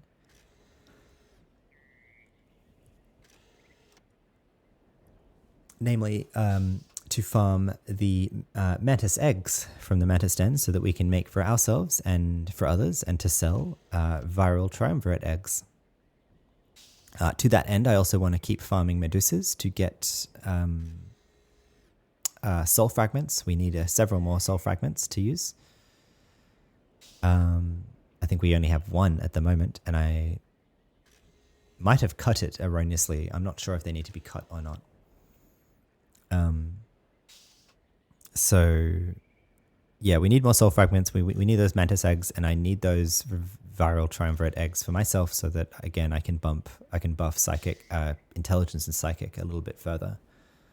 So that would be great to get. Other Rubica content I might do. I know I haven't been using these towers. I really need to use them. I might try them on the 1.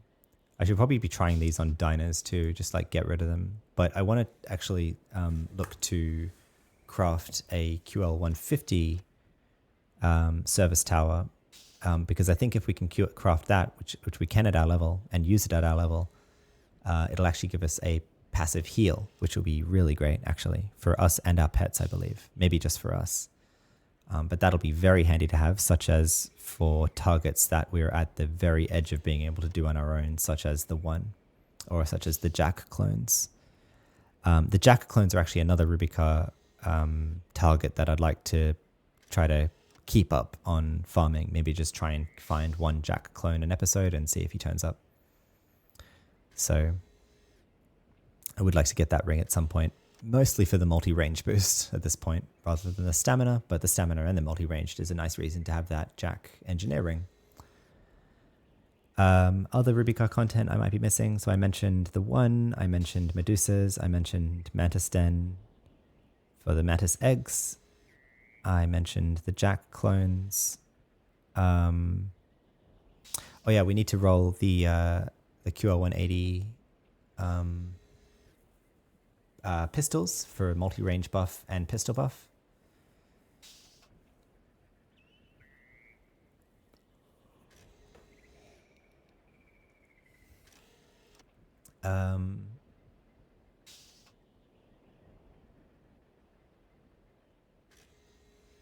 I could think about going to kill this guy. I think I could do this very easily, but I don't think the gear is really valuable. NCU pants or vehicle water and adventuring sleeves specific to Opifex. Like, yeah, not really a priority to be buffing vehicle water, I have to say, but we could do it for the memes. Yeah, I don't have a lot written down for Rubica content, but that's stuff that comes to mind right now that we've kind of skipped over or had a go at, but haven't come back to. So that's it for the Rubica stuff. And then, of course, being at 150, I will keep trying to get a Sector 10 team together, either with my org or with people watching on stream chat or otherwise. if you're watching this and you also kind of have a 125 to 150-ish tune that you'd like to do Sector 10 on, reach out, and if you play when I play, we can try and set something up. Would love to team with you. At least I can keep you on my list if I can find a doctor and an enforcer or a soldier to team with to do the generals. I'd like to get a old school team together for Sector 10, just like in the good old days. I mean, I remember taking part in Sector 10 raids. I know they don't happen anymore. I get the sense that people are either multi-boxing Sector 10 or are cheesing the generals through means that I've heard people refer to. Maybe I should try to cheese the generals just once, given that I'm a pet profession. I might try and see if there are videos of that.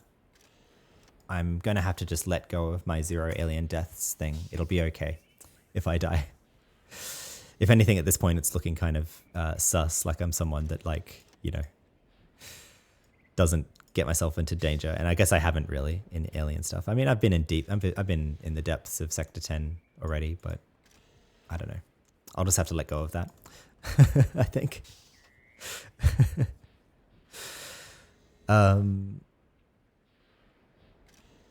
Yeah, so I think that's a good recap of stuff coming up. We want to finish the shell quests, get the better miniaturization nano. We want to then head to Adonis, maybe do the Adonis Garden Key, do the Adonis Brain Quests, stuff like that. Get Spec 3 as well in that pursuit. Maybe start even getting together some tier 2 stuff. And again, I'll stop also if I kind of cap out somewhere that I can't do on my own. I mean, I'll see if someone can help me, but otherwise I'll just consider it as something that we can't do at 150. And then, hello, Sasha, good to see you.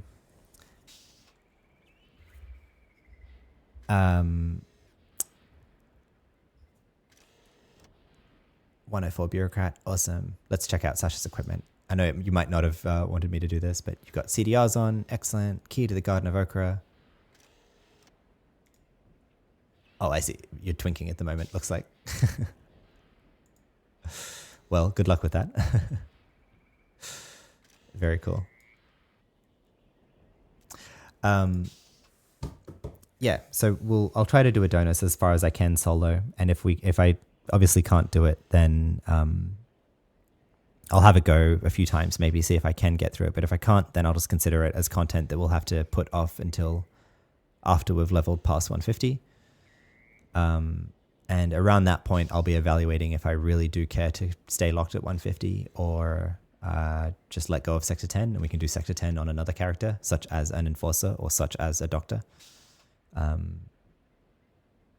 But for now, so long as I've still got content to do that I think I can do at 150, I'm going to stay at 150. But if I'm starting to find content left, right, and center that I just can't do anymore at 150, then I'll unlock and progress past, basically. And either we've done Sector 10 at that point or we haven't, and that's okay.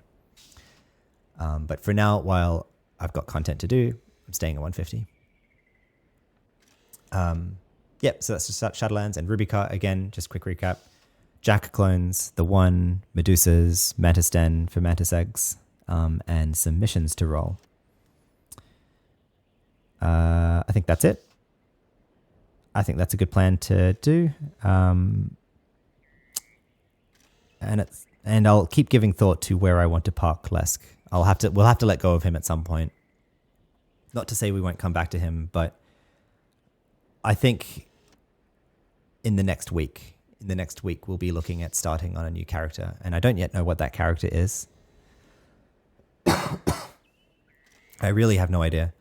It might well be the metaphysicist that I've been talking about for a long time. I don't know. If it's not the metaphysicist, it might be an enforcer, or it might be a shade, or it might be a trader, might be an agent, it might be a doctor, it might even be an adventurer.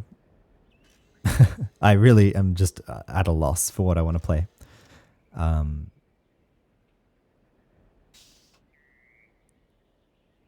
I would say currently a metaphysicist or enforcer or a shade are a three-way tie in my mind at the moment. So, let me know if you have preferences of what you'd like to see me play for each of those. I'd have different intentions for how I would play each of them in terms of a playthrough series. For example, the shade I might like to do as a Shadowlands only challenge of never leaving the Shadowlands.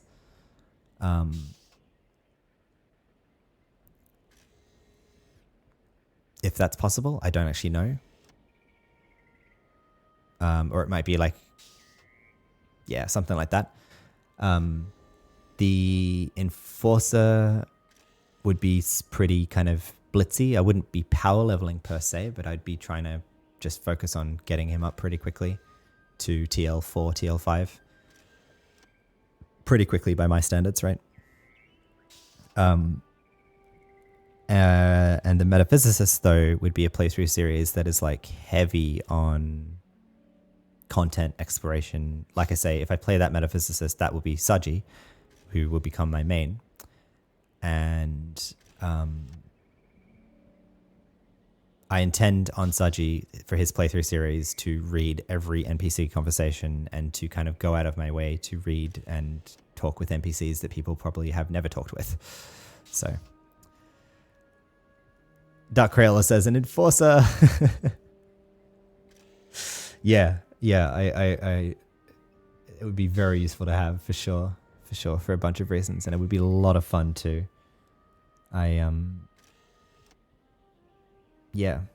It's so cool. One of the reasons enforcers are so cool is just that they have such a great choice of weapons to choose from. Anyway, so that's coming up. Thanks for sticking with me. Thanks for riding along with me and providing advice. Thanks for everyone who interacted in stream chat. Thanks for everyone supporting me on the recordings on YouTube. Hope to see you in the next ones. I hope this stream was informative and entertaining. And for more Anarchy Online content, you can follow me on Twitch and subscribe on YouTube. Again, I'm streaming most weeknights, US Pacific time, and also on Sundays. Your viewership, your support, your advice means a lot to me. I thank you all. Until next time, I'm Saji Steele, wishing you all good health and happy days. Bye.